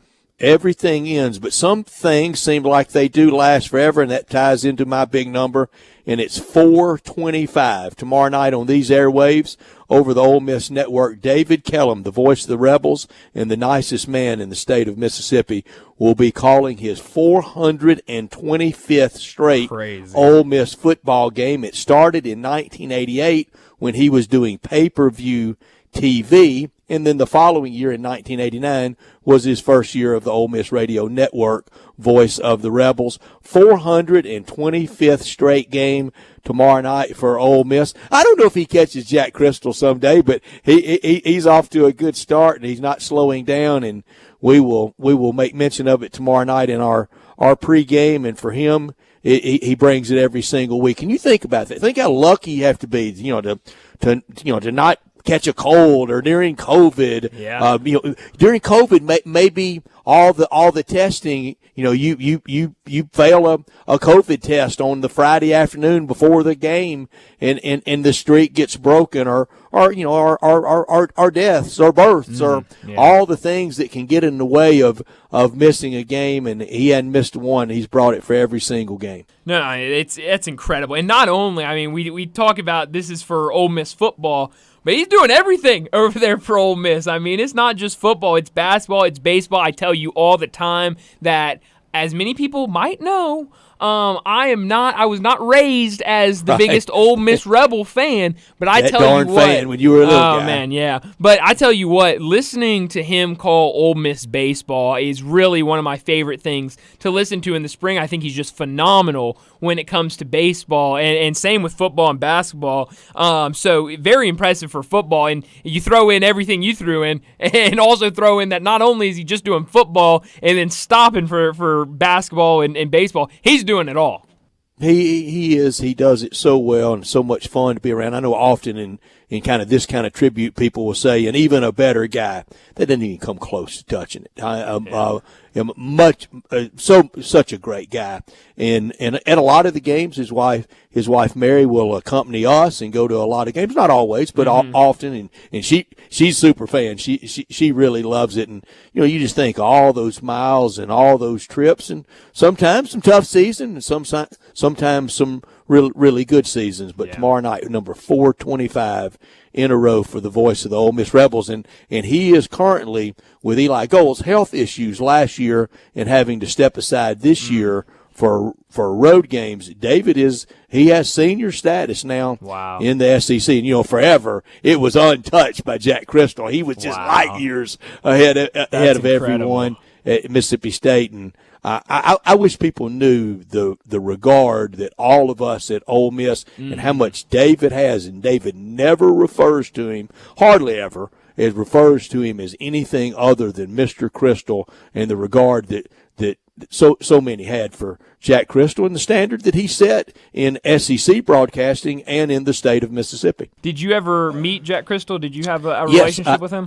Yes, I knew him pretty well from a lot of years of going to games and just covering games and being in the press box. And then he was very much still around after I started at Ole Miss in 2008. Yeah. I'm going to say his last year at State was 11 or 12, and then Jim Ellis for a year or two, and now Neil doing the games. And yes, I did. And he quite a character and quite a figure. Mm-hmm. And in that story on SEC Network on the Voices of, I thought his daughters, Mike Keith, Charles Davis, and the stories around Larry Munson, but the daughters of Jack Crystal, I thought they really stole the show. Absolutely. Well, I mentioned the pitchers and how we didn't have any pitchers named. We now have a lot of pitchers named for tomorrow in those first games, most notably Spencer Strider starting for the Braves tomorrow night against the Phillies, which I think a lot of people saw coming. We don't have every team, but we do have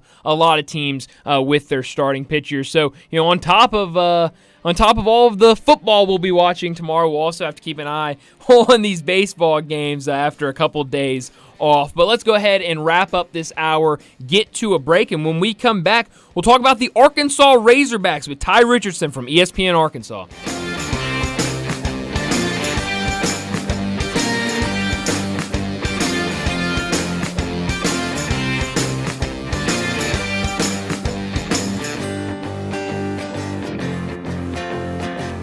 I'm Gary York. I'm the service director at Lexus of Memphis. Our service department wants to be more than just a place where you get your oil changed. We do glass repair, windshield replacement, recalibration of your camera and sonar systems, even wheel repair, tire replacement, all the things you would expect from a luxury automotive dealer. Please check out our website. You can schedule your appointment, check out our specials, hours of operation, or if you'd like to do it in person, please reach out to one of our associates at 901-271-5199.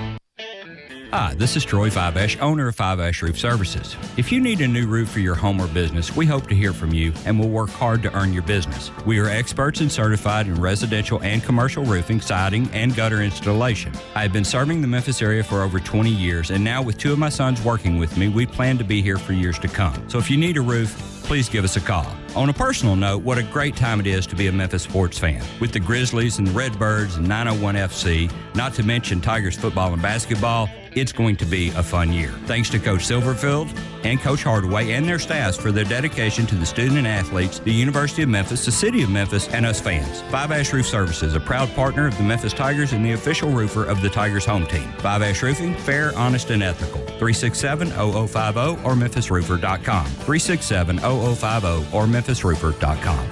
Five Ash Roofing, it's what we do. We're here for you.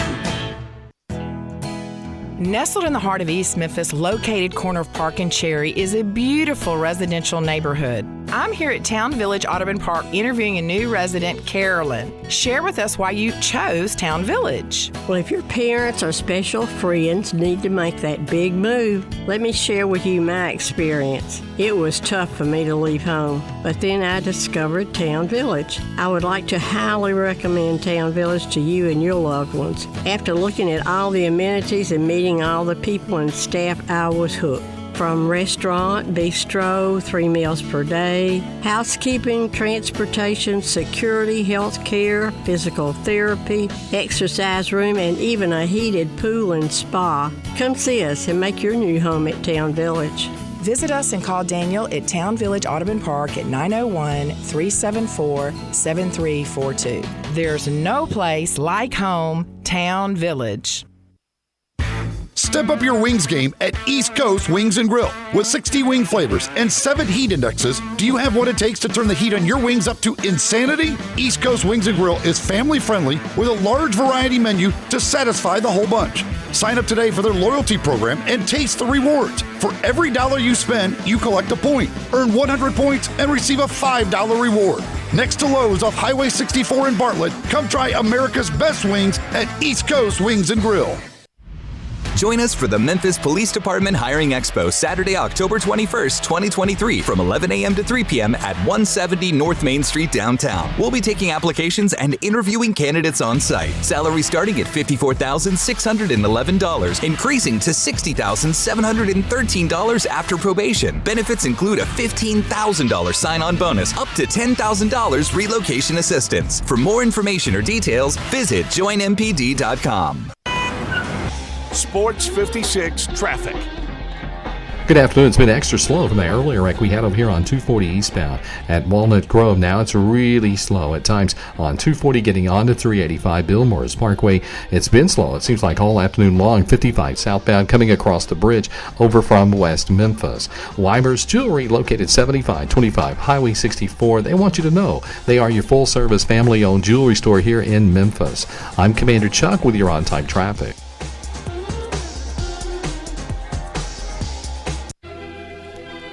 We are Sports 56, WHBQ Memphis, and W253DF Memphis. Flynn Broadcasting Stations. Oh, yeah. Time to talk Razorbacks on Sportstime. Joining the guys is Ty Richardson from ESPN Arkansas to talk all things Hogs and SEC. On Twitter X at Ty Sports Radio, here's Ty Richardson with Bryant, Brett, and Jay Morgan. Come on, all you Razorback fans, let's stand up and call those Hogs!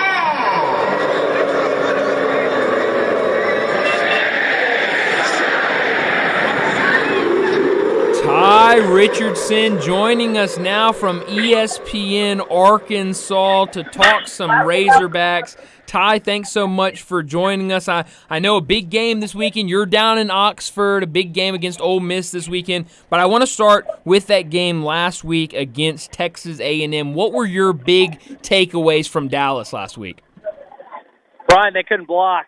I mean, they were horrible. Texas A&M's defensive line is pretty stout. I think Alabama's going to find that out tomorrow. Jalen Milroe, I think it's going to be in pressure a lot of the day in College Station. But, I mean, that was the big thing. Defense came to play in the second half, not so much in the first. But hopefully they bounce back here in Oxford tomorrow night. Man, this is a great place. Had lunch with Brett earlier. Brett, guys, I haven't been back in 8 years, and it's good to be back in one of the better cities in the SEC. There's no question about it. And Ty, you know I love Fayetteville, but I do love Oxford, and I swear, I think the Friday night before scene in Oxford is as good as any in college football, and then into the Grove tomorrow, and then coming off last week, the thrill of winning that game. Let's go back to the Razorbacks, though, for this year. 2-3, that is not reflective of this team. This is a better team than 2-3, but that's the record. Yeah, I'm really hoping for a better performance tomorrow night, even if they find a way to lose this game, which, again, it's been, Brett, as we were talking about at lunch, it's been a really competitive game. So Arkansas's got to find a way to bounce back. And again, it's a lot easier said than done containing Jackson Dart and Quinshon Judkins. But, I mean, I'm excited about tomorrow. But, yeah, Arkansas, again, the expectations heading into this season, I know they're picked fifth in the SEC West, but fans were like, all right, you got the best 1-2 punch in the SEC in Rocket and KJ. Rocket's been injured for a good chunk of the season. KJ hadn't got a lot of help from his offensive line. And tomorrow night, we know how much this game means to him. I mean, Sardis, Mississippi is about 30 minutes from here. North Panola is less than 30 miles. So, he's going to be juiced up for this game for good reason. And I'm excited about tomorrow night, even if Arkansas is going to fall. And he is a local youngster, and the performance he put on 2 years ago was just breathtaking. He was so good, both offenses prolific. I don't think it gets that high of scoring tomorrow night, but it could. Ole Miss just got out of a kind of a rat race game, a make-it-take-it game last week. The injury to the tight end for Arkansas, just devastating. Mm-hmm. And at the same time, the health status getting Caden Prescorn back at tight end for Ole Miss. Boy, in this modern football, you almost have to have that position because they're unguardable. They're the biggest guy on the field. They can outrun any linebacker trying to guard them. And then the catch radius for them over a little bitty smaller defensive back just makes it a mismatch problem. The Arkansas injury at tight end and Prescorn back for Ole Miss. Your thoughts? Yeah, Brett, it's a double whammy, right? I mean, you and I were talking about this morning, how valuable he is to that Ole Miss offense. And then for Arkansas, losing Luke Haas, who was their top-rated recruit according to ESPN, was devastating. And he had a monster game 2 weeks ago in Baton Rouge and gets injured like first series against A&M last week.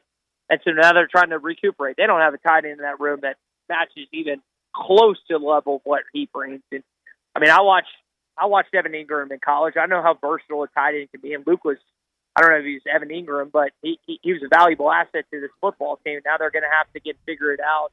And with an addition, I mean, I talked to a buddy who's played for the Packers, and he tells me all the time, like, tight end's the most valuable position in college and in the NFL, because like you're saying, the guy's too tall. You can't have a safety or corner guard him. He's too fast for a linebacker to guard him. So it's a tough matchup. And with Ole Miss getting their guy back, it's just one more thing the linebackers of Arkansas and the rest of the defense have to worry about.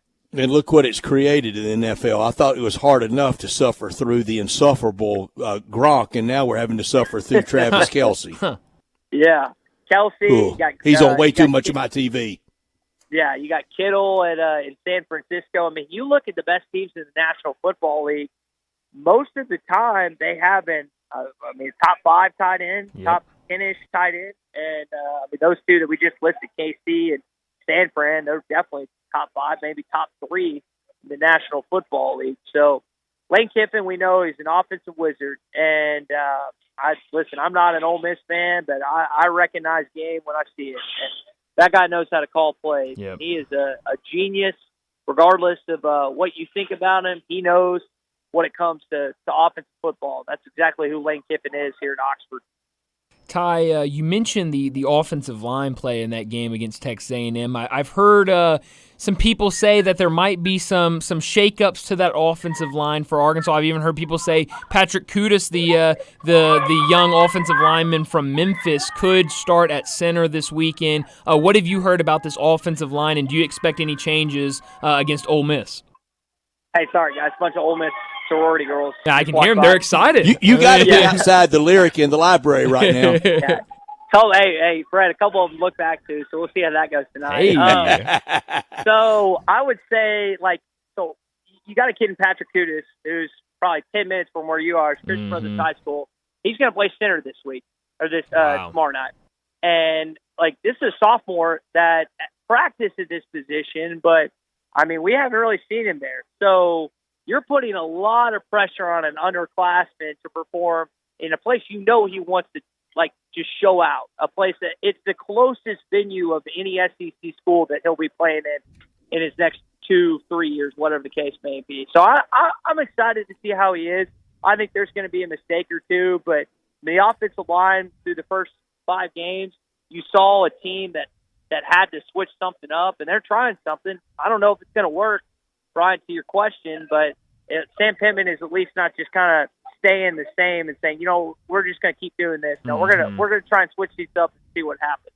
And good for Sam Pittman, because it's really been a rough and tumble few weeks for him. And this week, I couldn't believe some of the things I was hearing. But I know that's fandom, and I know with the money they're making how aggravated people get. You're right about the change at center, Ty. The snap's been all over the place. It's throwing the timing off for KJ Jefferson. A lot of times back there this year, he's looked like he's been playing shortstop more than he's been playing quarterback.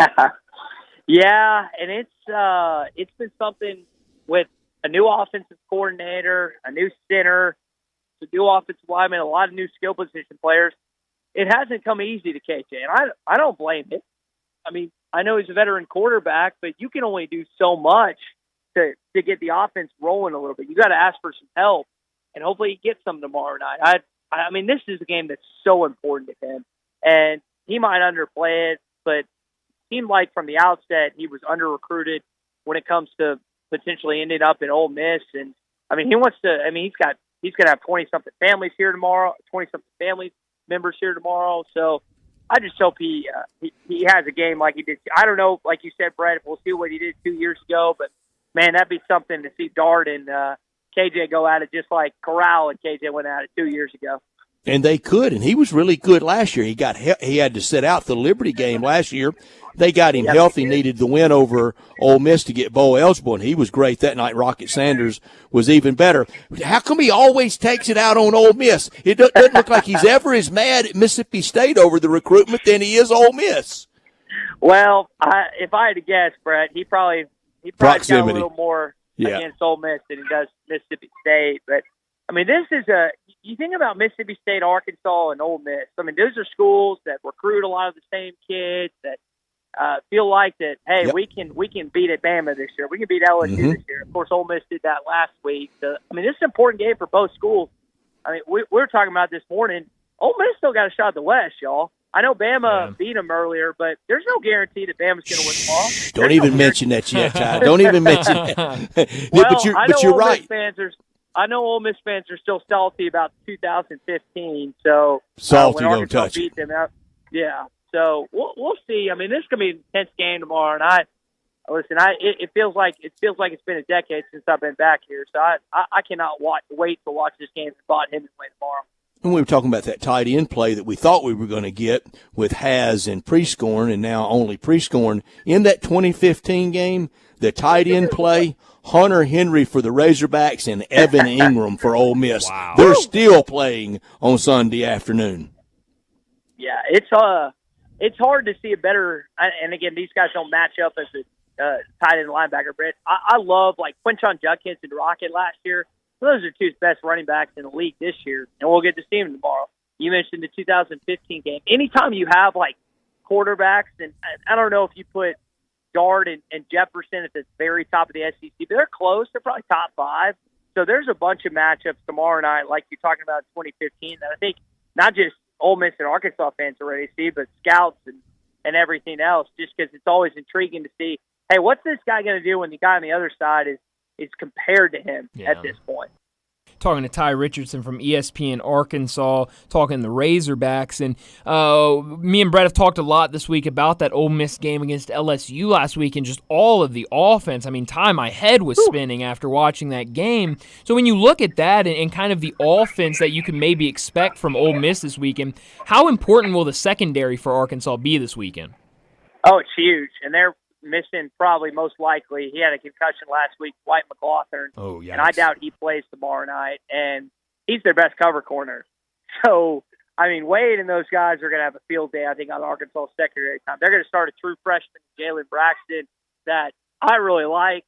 But, I mean, you think about what you have to figure out as a DB. Mm-hmm. You got to worry about Judkins and some of the other guys coming off the edge. You got to worry about Dart scrambling. There's so much that you have to contemplate and figure out with Lane Kiffin's offense. I would hate to be a DB tomorrow night, and I think it's going to be. Listen, if you force a turnover, too, great. But I think Ole Miss is going to score a lot of points tomorrow night. And Ty, on the injury, on the concussion last week, you just can't play around with that injury anymore. No. And we saw it play out on Monday Night Football with Jamal Adams, and I'm glad he's not being fined or punished for his reaction. But he took one to the dome. Used to, Used to, that player would talk their way back in, but now that independent neurologists on NFL sidelines are saying, you're not going back in, and that's why he kind of showed out. He was wanting to play. I know we can afford it in college football if we can afford all this NIL. And Arkansas did the right thing, but I think we need independent neurologists in college going, nope, you played your last play. You're sitting over here by me the rest of the night. Yeah, because, I mean, most kids, regardless if you're 21 and I say kids, I mean, if you're 31, I don't know how Jamal Adams is. He played at LSU a few years back. I want to play. And, I don't blame him for that. They want to play. He's a tough guy, and Adams one of the best safeties in the National Football League, even still a little older now. So you can't blame them for being competitive and having fire, but there, again, has to be some logic in all of this. And Brett, sometimes this gets lost during the course of a competitive football game, whether it's professional or collegiate. And I'm not going to push back on anything you just said because it's probably in the best interest of student athletes that that's exactly what happens. And if we want to keep the sport of football, we have to. There are times that I don't like some of the penalties, some of the targeting calls, but if we're going to keep the enterprise, we're going to have to adjust. Ty Richardson, our guest from ESPN Arkansas, this week, how rough was it from your listenership on Sam Pittman? I dipped in across the state to a couple of shows, and I couldn't believe the conversation on some.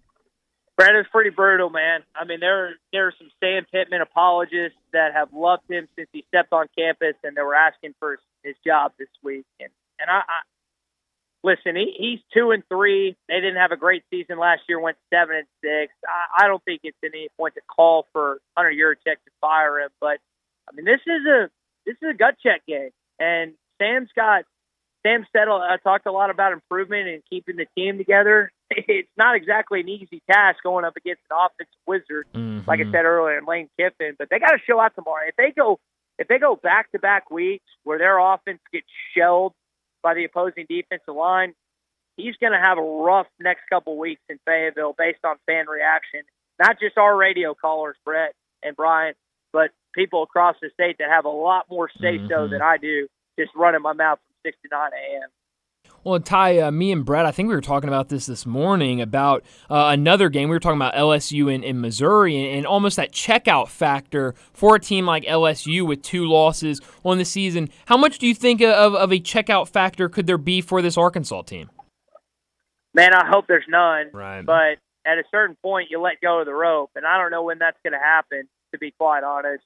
Arkansas is, a team this year that was picked 5th in the SEC West, but they've started out pretty slow. We'll see if they bounce back tomorrow night. And if they don't bounce back tomorrow night, I know they got Alabama next week. They're not going to bounce back to Tuscaloosa. Yeah, that's tough. Huh? We'll see if the home game against Mississippi State is one they can respond at. But it's not easy. I mean, this 4-game stretch. For those that don't know, Arkansas started their 4-game stretch at Baton Rouge. Then they played Texas A&M in Dallas. They're here in Oxford for tomorrow night's game. They go to Tuscaloosa. That's the toughest stretch in college football. There ain't a team in the country that wants to have to play those 4 teams back to back to back to back. No, and that's what I say. Okay, maybe if the SEC is a smidge to a couple of steps down this year, I tell everybody around college football, take a ride on this. Just try this out and then chat back with me and tell me that ESPN's propping up the SEC. Yeah, it's really hard to this year, Brett. I mean, look at the teams. Is anyone terrified of Georgia like they may have been the last 2 years? No. Bama? No. I mean, the best quarterback's playing the Pac-12 in the last year. So there's no guarantee. We can say this for the first time in basically almost 2 decades. First time an SEC team might not make the playoffs in 2006 when Florida and Ohio State played for the national championship. But there is a realistic chance that no SEC team is in the college football playoff based on LSU's 2 losses, based on Alabama's loss, and based on Georgia's shakiness through the first couple games. I would bet on 0 a long time before I bet on 2 in it. Yeah. I'm curious, man. But this is great, right? The fact that Ole Miss has a chance to make it to Atlanta Listen, I'm not an Ole Miss fan, but I think that's awesome. This Stop NIL that. transfer portal. Not too soon, Ty. Too soon. Brett's like knocking on wood every time I say that. But I just think that it's better for college football when there's parity involved, because I felt like there hadn't been a lot of parity in the last decade or so. Mm-hmm. Well, Ty, I know we're in the middle of football season. I know everybody's excited about getting into SEC play, but we had basketball that preseason practice kickoff last week. And for Arkansas, I'm curious, what is the buzz like around the state, around the city for this upcoming basketball season? Obviously, a very different start to the season for Arkansas last year. A lot of hype around these young guys, the incoming freshmen, that incoming recruiting class. Now, really transfer-led, veteran-led team. What is the excitement about Arkansas basketball right now? Oh, it's huge. I mean, their red-white game had a lot of people in Barnhill Arena. Brett, I know a place that you've been from time to time. There's a lot of, and the other thing is, I mean, Chris Beard's here in Oxford. Yeah. I mean, we're not sleeping on that game anymore. Beard's a heck of a coach. We went toe-to-toe with him in the round of 32 a couple years back. So this is going to be a heck of a series, I think, that's going to start up when it comes to Fayetteville and Oxford. So, I mean, Arkansas fans are always jacked for basketball. I was talking to some Ole Miss fans, and they were like, "Yeah, we don't care about basketball." I was like, "You might start to care a little bit." It might change on that, yeah. Yeah, they got a coach making $3.5 million that cares. Yeah. No, you're exactly right, Brett. Well, Ty, talking about that kind of veteran-led, transfer-led team, I kind of this whole offseason, I've always remembered Tremont Mark and Khalif Battle over there, but I was looking at that roster the other day. I mean, L. Ellis, Jeremiah Davenport, Chandler Lawson coming over from Memphis, even a guy like Kean Manyfield Jr., who I know is going to redshirt this year. I mean, really loaded up on, I think, some really good players. The one question I've seen a lot of people raise is, where does the shooting come from? I know you're getting some guys coming back that can really help you from deep, but what do you think about this team? Kind of a question that was talked about a lot about this team last year was that three-point shooting. Where do you think they get it from this year? Yeah, so you mentioned a couple guys. Davenport hit like 5 or 6 threes in the red-white game. Oh, wow. Caleb Battle, kid from Temple, is a prolific three-point shooter. Joseph Pinion's an Arkansas kid. He lit it up in the red-white game. That was an area that Arkansas was clearly deficient in last year. Really hurt them at certain points during the season, but doesn't seem to be an issue this year. They're not going to be as good defensively, Brian and Brett, but they'll have more offense to supplement their maybe their defense stepping back again. So I mean, listen, fans are excited. Bud Walton is going to be as jacked as it's ever been when the Duke Blue Devils come in at the end of November. I think it's the 29th. It's the Wednesday. That will be the most hyped game, guys. Brett knows this game well. Since Larry Johnson and UNLV came when they were the number 1 team in the country. Yep. Yes, sir. When if Larry Johnson had wanted to, he would have killed Ty Day that day when Ty Day threw an open hand left hook at him, and Larry Johnson took 2 steps back and laughed in his face. And I was not at Barnhill that day. That it was impossible to get a ticket. I couldn't get one. Wow. I thought the 2 toughest, maybe 3 toughest tickets ever at Barnhill. That game, the game against Kentucky and Rick Pitino, when Rick Pitino wore boots in honor of Coach Nolan Richardson, and oddly enough, the NIT game against Arkansas State Friday night, March 13th, 1987. Ooh.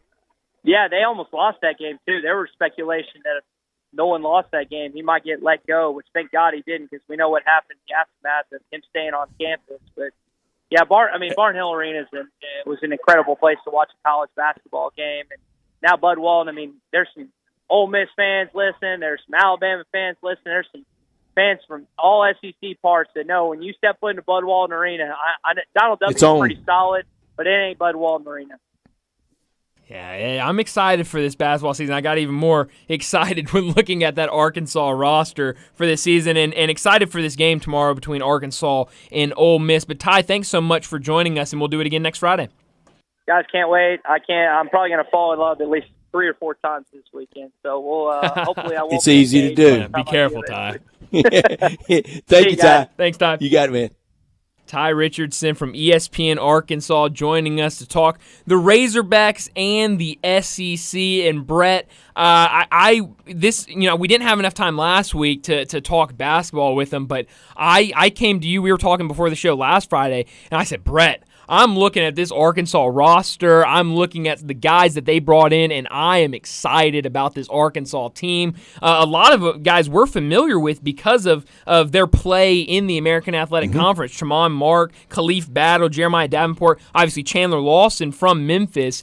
I think this basketball team could be pretty good for Arkansas. And for a lot of people in the portal area, you really got to check those rosters and learn your team. Oh, yeah, absolutely. That's why I had to get early and get my preseason magazine so I could start looking at this. But then on the football side, I think tomorrow seems like everybody's talking about this being a close game. I'm hoping it's a fun one. Yeah, not so fast. Ty getting a little ahead of himself on Ole Miss getting places. I know you're not superstitious, but for me, just thinking about you when he was saying those, it was bothering me a little bit, Brett.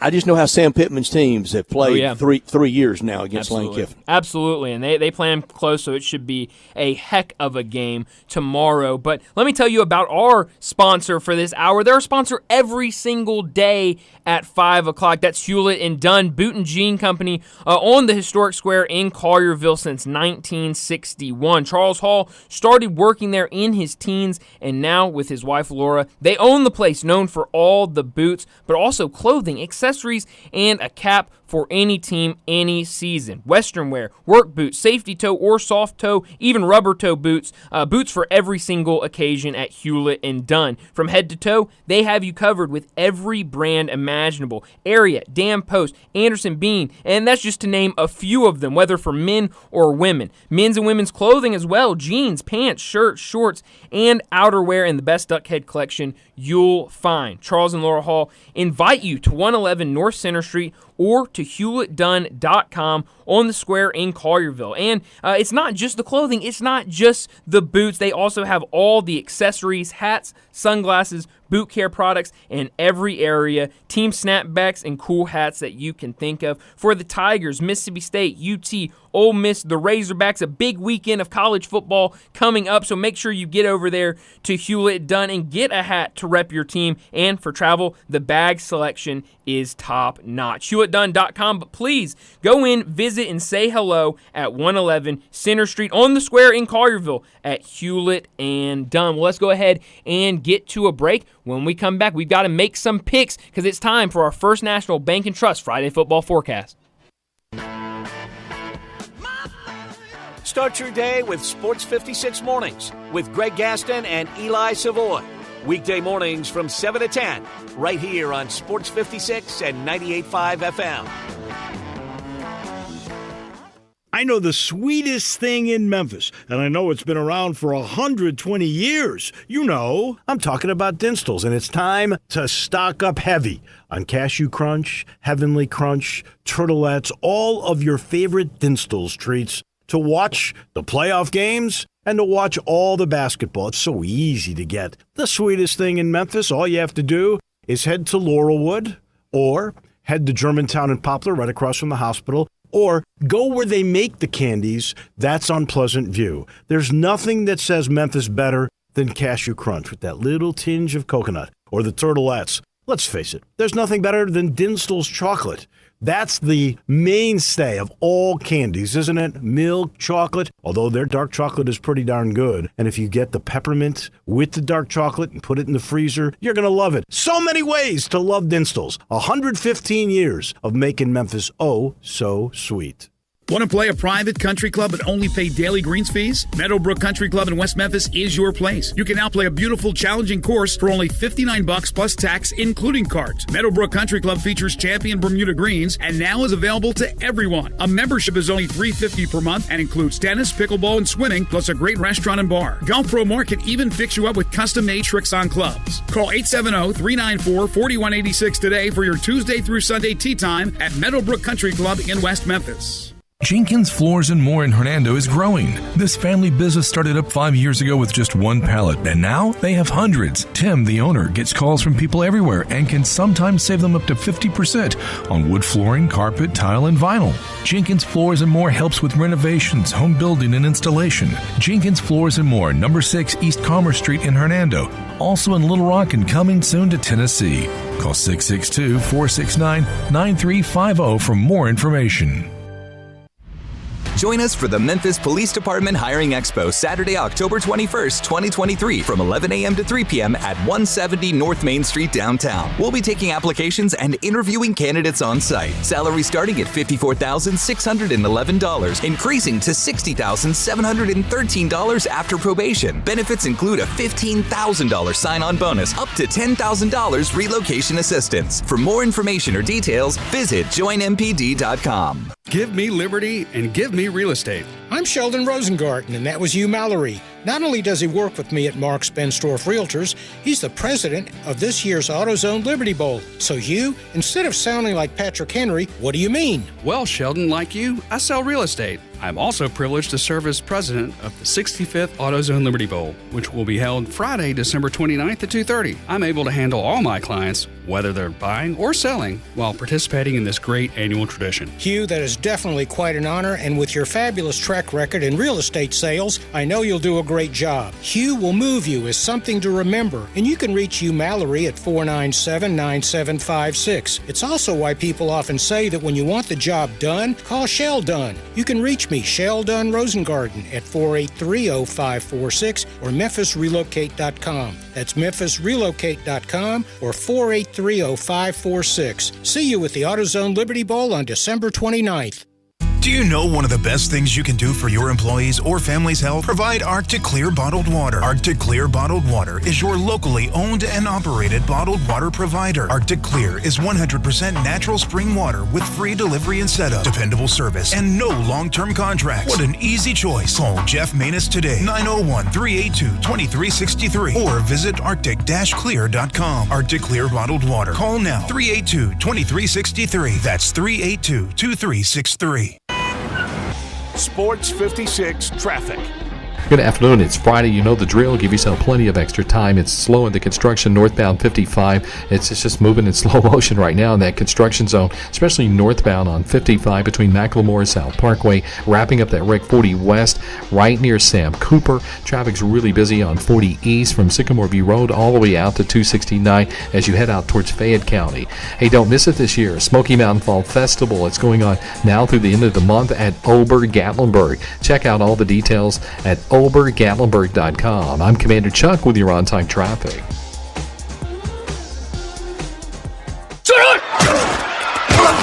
Friday football forecast from First National Bank and Trust, a division of First National Bank of Eastern Arkansas. Real estate isn't something you purchase or develop or desire. It's something you appreciate, respect, and know. With real estate, there's no gray area. You either know it or you don't. First National Bank and Trust, a proud division of First National Bank of Eastern Arkansas. They've known it since their beginning in 1886. Clients depend on First National Bank because they know real estate. Brooks Winchester, Bill Samish, and many more can assist you in your acquisition of that hunting land, farmland, a construction project. Let First National Bank and Trust make your dreams a reality. 775 Ridge Lake Boulevard, Suite 140 in Memphis, 901-498-5763, or the office in Collierville, or online at fnbtmemphis.com. For commercial real estate, residential construction, or recreational and agriculture financing, let First National Bank and Trust help you. They're a division of First National Bank of Eastern Arkansas, where I have had an account, been a friend, and been a customer my entire life. One thing we're going to see tomorrow in the forecast will be the first time this year that the autumn winds are blowing. It will feel like football season at a lot of places in college football and even some on Sunday in the National Football League. First National Bank and Trust, a division of First National Bank of Eastern Arkansas, the very definition of stable, secure, reliable, solid, and consistent. I hope we can be those things on these forecasts. We start with the first game of the day, a big one, a great one. The Red River Shootout, 11 o'clock tomorrow morning on ABC. Texas undefeated, OU undefeated. Texas a 6.5-point favorite at its place at one of the cathedrals of college sports, the Cotton Bowl. The Red River Shootout, first time since 2011. Both teams undefeated in this one. Sark in his third year, Venables in his second year. Last year for this game to be part of the Big 12. Next year it will be SEC. OU leads the nation with 10 interceptions. Dylan Gabriel versus Quinn Ewers. Bryant, this is big time. Who you got? I'm going to take Oklahoma in this one, and I've heard a lot of people go the opposite direction for this. But, you know, one thing I hear whenever it's a rivalry game. It's throw the records out, throw everything out. You cannot take anything that either of these teams have done so far during the season and act like that's going to make a difference in this game. It's going to be a close game. It's going to be a rivalry. That's what rivalries are all about. But for some reason, I'm not hearing people say that same thing this season this week when it comes to this game. I hear we don't trust Venables. Exactly. We don't trust Venables. But one thing I'll say about Brent Venables is he came in and obviously being a defensive coordinator, everybody was saying the defense is really going to run the show at Oklahoma. Last year that didn't happen because his roster was so decimated, and by the time he got there, he could not replace it. This defense is much better than it was last year. He is showing why he was hired as the head coach of Oklahoma, and I think he's going to prove them right this weekend. I'm not only going to take Oklahoma in this one, I'm going to take him to win the game. I think they win it. I think that puts them on the map. They've already should have been in the top 10 sooner. They should have already been in the top 10, but this will cement them in the top 10. Probably should get them in the top 5. Great analysis, great breakdown. I've got 3 words for that: copy and paste. I am with you completely on it. I'm with you on the straight-up upset. I've got OU winning 28-27, and Billy Sims will fall asleep tomorrow night somewhere in Dallas chanting, "Boomer! Sooner!" Our second game, 11 o'clock on ESPN. It's LSU minus 5.5. Tigers versus Tigers in Columbia. MIZZOU, second straight SEC roadie for LSU. First met in 1978 in the Liberty Bowl. Mizzou won that one 20-15 with Phil Bradley at quarterback, Kellen Winslow at tight end. Yeah, that Kellen Winslow. Well, the dad. Maybe not that one. Mizzou leads all time 2-1. Jaden Daniels versus Brady Cook. If you think Dylan Gabriel versus Quinn Ewers is good, and it is, Jaden Daniels versus Brady Cook is real good. Daniels, first LSU quarterback ever to account for 4+ TDs in 4 straight games during the same season. LSU minus 5.5. I say GEAUX. Go Tigers. LSU Tigers 42-24 over the Missouri Tigers. I'm going to go the opposite way, and maybe it's because I've just been watching this Missouri team a lot closer ever since they played the Tigers. But, you know, I feel like this is 2 teams kind of going in 2 different directions. LSU, I don't think they expected to go into Week 6 with 2 losses already on the schedule. Maybe if you said 2 losses the entire year, they would have said, yeah, sure, that's fine, but not going into Week 6. I don't think they expected that. On the other side, Missouri is having an absolutely tremendous season so far. Yeah, maybe you could question some of the competition, but what they have shown so far has been really impressive. That offense, Brady Cook, Luther Burns. We know they've beat 2 good teams. We know they've beaten 2 very good teams, and so I think that continues. Obviously, this game in Missouri, so I think that helps a lot. I don't know if they win this game, but I do think they cover the 5.5. The 2 I'm talking about is Kansas State and the Memphis Tigers. Yeah. That's tomorrow. And boy, late on a Friday, I don't need to be trying to spell everything. I did spell Go Tigers, GEAUX when I spelled. Okay, I got to be careful with. I got MIZZOU down, but GEAUX. You better it's tough. Yeah, it's tough. Better make sure you spell the right thing with a lot of X in there. 2:30 on CBS. Bama slim 1.5-point favorite on the road at College Station against the Texas Aggies. Coach Nick Saban 55-4 in October in his Alabama run. 31-0 at home. 24-4 on the road. Those losses at South Carolina, at Ole Miss, at A&M, and last year at UT. 26 SEC games for Max Johnson, either at LSU or at Texas A&M. Evan Stewart eclipsed the 1,000-yard career receiving mark in his 14th game last week. That ties him with Ryan Tannehill. Yes, Ryan Tannehill, the wide receiver when he was at A&M, for doing as his 3rd fastest Aggie ever. You know, I think Ryan Tannehill probably would be a better wide receiver in the NFL than he is quarterback. Bama, 1.5-point favorite, Roll Tide, but not in a big way. Low scoring, very 90s game, 17-6, Alabama. Wow. All right. I like it. I'm going to go the other direction yet again. I'm starting to see a trend on my pick. I'm picking a lot of underdogs this week. We talked to Lee Sterling earlier today on Johnny Harden's Happy Hour, and he brought up this point, and I'm going to bring Lee up again here in a little bit for something that I was upset to hear him say for one of my picks, but I heard him say this, and it's a great point. Alabama this season has has given up 20 sacks on their quarterback, whichever quarterback has been in there, 20 sacks against them. And for this Texas A&M defense, Brett, I've talked about them a lot over the last couple of weeks. I love, especially this front seven, I love this defensive line. They're young, they're hungry, and they get after opposing quarterbacks. I think they do that tomorrow. I think being in College Station helps them a ton in this game, and I'm going to take Texas A&M not only to cover, but beat Alabama yet again. 1977, the last time Kentucky defeated Georgia and Florida in the same year. 6 o'clock on ESPN. Georgia, a 15.5-point favorite between the hedges in Athens at Sanford Stadium over Kentucky. Undefeated versus undefeated. 13 in a row for Georgia in this series. All time, all red and black. 62-12 with 2 ties. 31-4 and 2 between the hedges. Third school for Ray Davis. Started at Temple, then at Vandy, now excelling for Kentucky. You pick first, Bryant. I'm going to go with Kentucky on this one. I'm going to go back to our friend David Cobb, who joined us on Monday, and we were talking about Georgia and asked him what he thought about this Georgia team.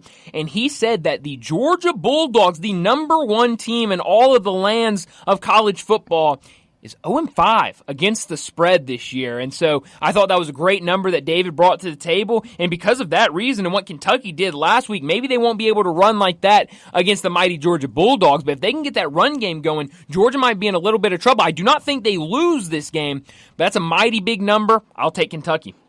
That's pretty strong analysis by your part. Man, you've been listening to everybody this week. I've been trying to. Sterling. I listen to. I don't want to sound like I'm not listening to our great guest, but that's good recall. 6:30 SEC Network.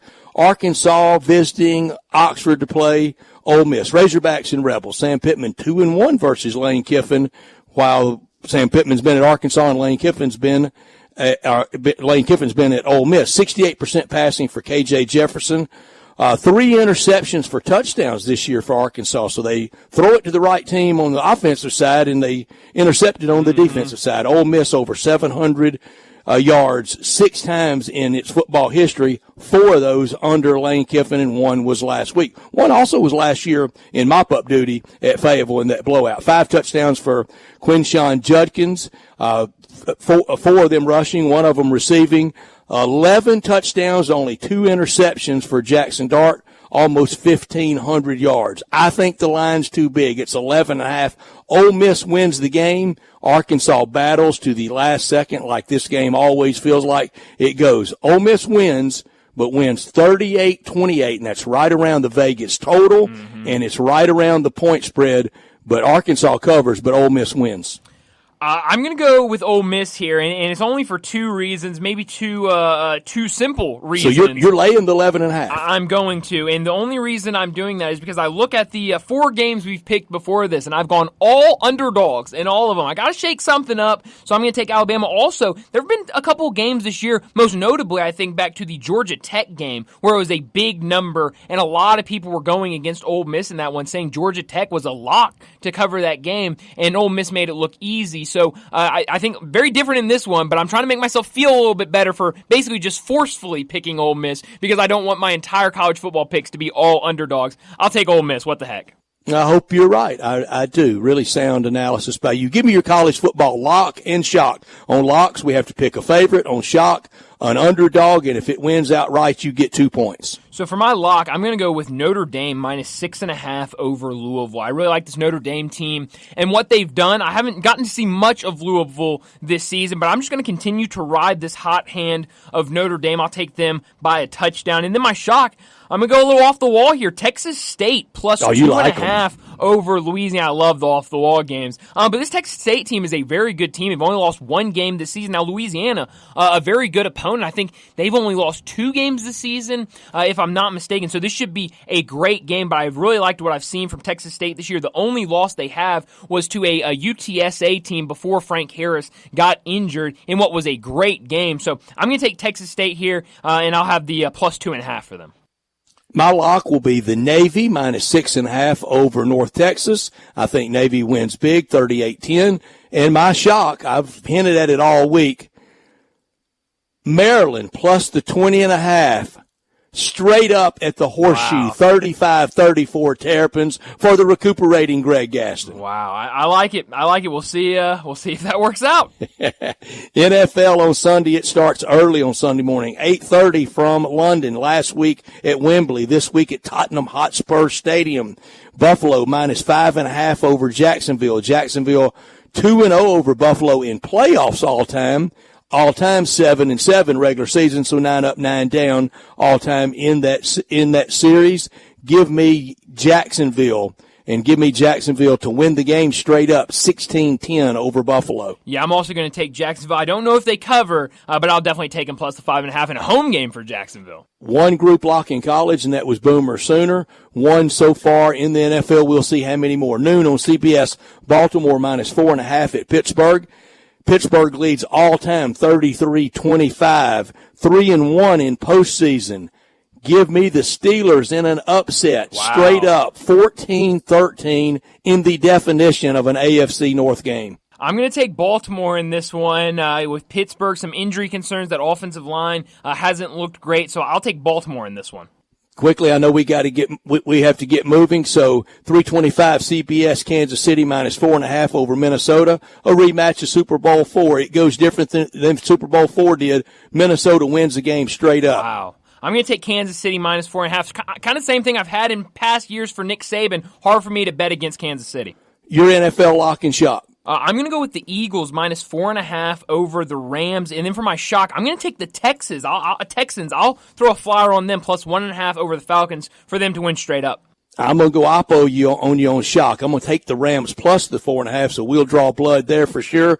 And my lock will be Detroit -9.5 over Carolina. That's our Friday football forecast from our great friends at First National Bank and Trust, a division of First National Bank of Eastern Arkansas. Long in Eastern Arkansas and now solidly in West Tennessee. For real estate, commercial, ag, hunting, recreational, contact them at fnbt.com or call them at 901-498-5763. 2 offices, one in Collierville and one on Ridge Lake Boulevard. Well, let's go ahead and get to a break. When we come back, we'll wrap up today's show with Taco Bell Crunch Time.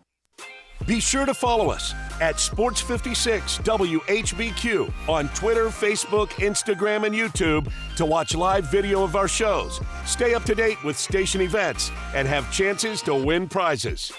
Don't miss out on anything that's going on. Follow us at Sports56 WHBQ.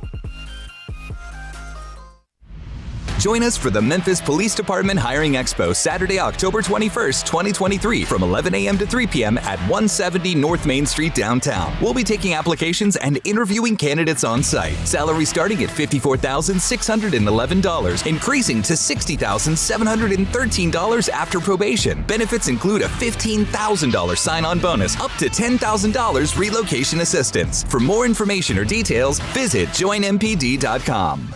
Did you know gas goes bad in as little as 30 days? Bad gas can cause rough starts, poor performance, or no starts at all. Stable, America's #1 fuel stabilizer, ensures quick and easy starts after storage. Stable's proprietary formula keeps fuel fresh for 2 years, outperforming competitors. Whether it's your car, truck, boat, lawnmower, leaf blower, weed trimmer, ATV, motorcycle, or anything else with an engine, when you store, start with Stable. Case IH is a proud supporter of the Mississippi Farm Bureau, and thanks to a membership benefits partnership, Mississippi Farm Bureau members receive a discount of up to $500 on every qualifying Case IH tractor and piece of equipment you purchase. This discount may be used with other promotions, rebates, or offers. So join Mid-South Ag Equipment and the Mississippi Farm Bureau and pocket up to $500 in savings. Call Mid-South Ag at 662-890-3141 to get your discount today. 5-Ash Roofing, it's what we do. Roofing and siding, gutters too. We're the pros you can trust to get it done right. Call on us. 5-Ash Roofing, the name to know. 5-Ash Roofing, the only way to go. 5-Ash Roofing, it's what we do. 5-Ash Roofing. Is that not the corniest thing you've ever heard? Can you believe I paid good money for that silly jingle? Well, the experts say make it memorable, and I think I got my money's worth. 5 Roof Services, proud partner of the Memphis Tigers and the official roofer of the Tigers home team. 5 Roofing, 367-0050 or memphisroofer.com. 367-0050 or memphisroofer.com. 5 Roofing, it's what we do. We're here for you. Do you know one of the best things you can do for your employees or family's health? Provide Arctic Clear bottled water. Arctic Clear bottled water is your locally owned and operated bottled water provider. Arctic Clear is 100% natural spring water with free delivery and setup, dependable service, and no long-term contracts. What an easy choice. Call Jeff Manus today, 901-382-2363, or visit arctic-clear.com. Arctic Clear bottled water. Call now, 382-2363. That's 382-2363. Now, back to Sports Time on Sports 56 and 98.5 FM. This hour is brought to you by Hewlett & Dunn, Boot and Jean Company in Collierville. Here once again are Brett Norsworthy and Bryant Dacus.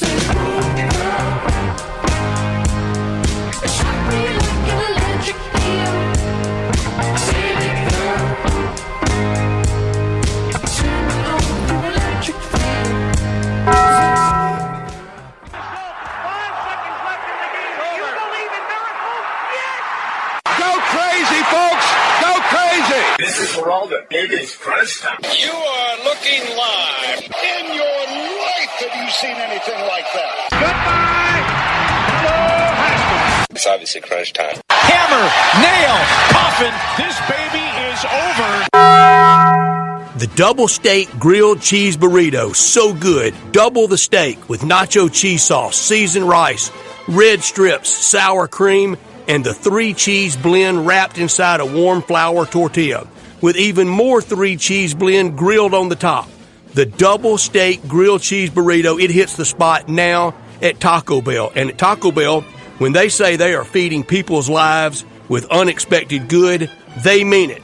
Bowl food you can't get anywhere else. Well, Brett, what I learned today is that the Chicago Bears, after a big win last night, have made a trade. They're already in the trade zone. They traded Chase Claypool to the Dolphins this morning. They gave him away. They just gave him away in return for a draft pick, a future draft pick. I believe 7th-round draft pick is what they got in return from him. A 6th-round draft pick. They swapped a 7th for a 6th, and they get a 6th-round draft pick in return, which for a lot of people, I mean, is not good for the Bears. They traded a 2nd-round pick for Chase Claypool originally. They get him back.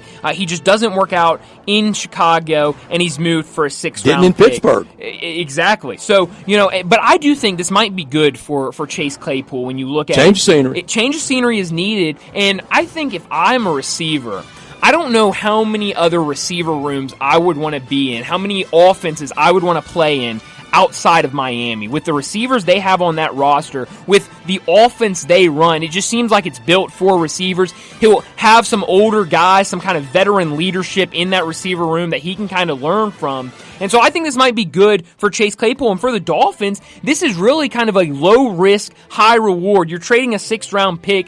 How much how much value did that 6th-round pick actually have? And now you get a guy in Chase Claypool that I think has the potential to be a good receiver in this league. So we'll see what happens with Chase Claypool.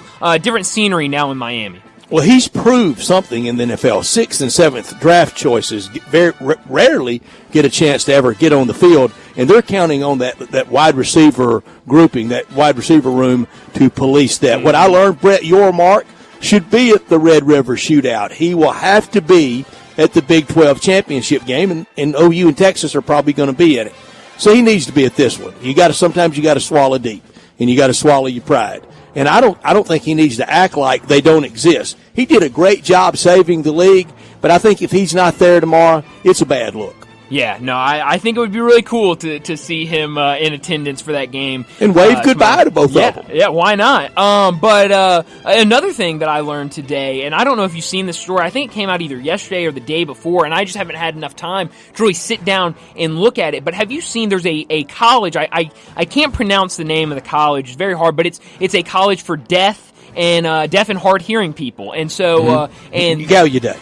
Yes, and they have a football team, and they partnered with AT&T to create a helmet that they can use a tablet and send in the play, and the quarterback has this little lens in front of his eye, and it will show him using augmented reality what play the coach has called, where then he can sign it to his teammates. I think this is awesome technology. We talk about technology being used in so many bad ways, but this really is a way technology is being used in such a great way, making it easier for these guys that really just want to play football, love the game of football, to continue to play it at a high level, at a collegiate level. So I thought that was really, really cool to see.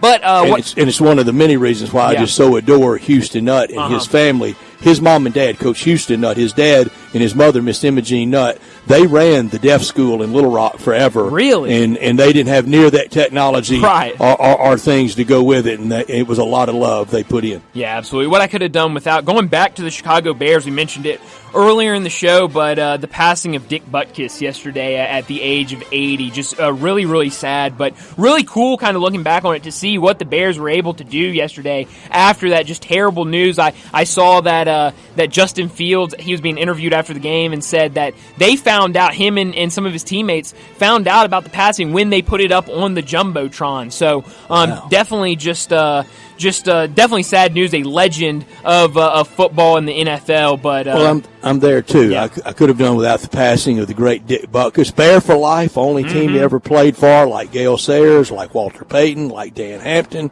like Mike Singletary, all Hall of Famers. Dick Butkus only played in 119 NFL games, never played in a postseason game. Wow. And Gale Sayers, and went to the Hall of Fame. It's the fewest number of games played to go to the Hall of Fame, only played in 68, and they were inarguably, both with bad knees, the best offensive and best defensive player of their time, and they were on the same team, but they needed a lot of help. That's great. Where are you beaming tonight? Beam me for tomorrow to the Grove, best spot in college football, for a game that I cut my teeth on. I was hearing stories about Ole Miss and Arkansas before I learned my ABCs. Usually a wild one. Pregame starts with me and Gary Darby at 4:30 in the Grove.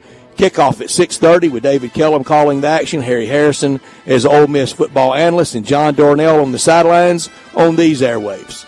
Brett, we'll get to tomorrow when we get there. I'm beaming up to Harvard tonight. Cornell versus Harvard. This game was supposed to be on ESPNU. It's been moved to ESPN2 because people are just clamoring to see this Ivy League showdown. Cornell 2-1, Harvard undefeated 3-0. The line right now about 14 points. I think it could be closer than that. Bryant, for lunch anywhere in town every day next week. Tell me the Cornell running back in the early 70s that many thought should have won the Heisman Trophy. I couldn't tell you, Brett. I couldn't tell Ed Marinero. We'll keep a close eye on all things Texas State Fairgrounds. They will do the last hour of game day. They'll move inside the stadium. Bama at A&M. Can Bama's O-line block anybody? Tigers versus Tigers in MIZZOU. UK versus UGA. Rebs versus Razorbacks, all the baseball, NFL early on Sunday, and all the NFL Sunday afternoon. We'll watch it all. Well, it should be an absolutely amazing weekend. Enjoy all of the action. That's all the time we have today. We'll talk to you again on Monday.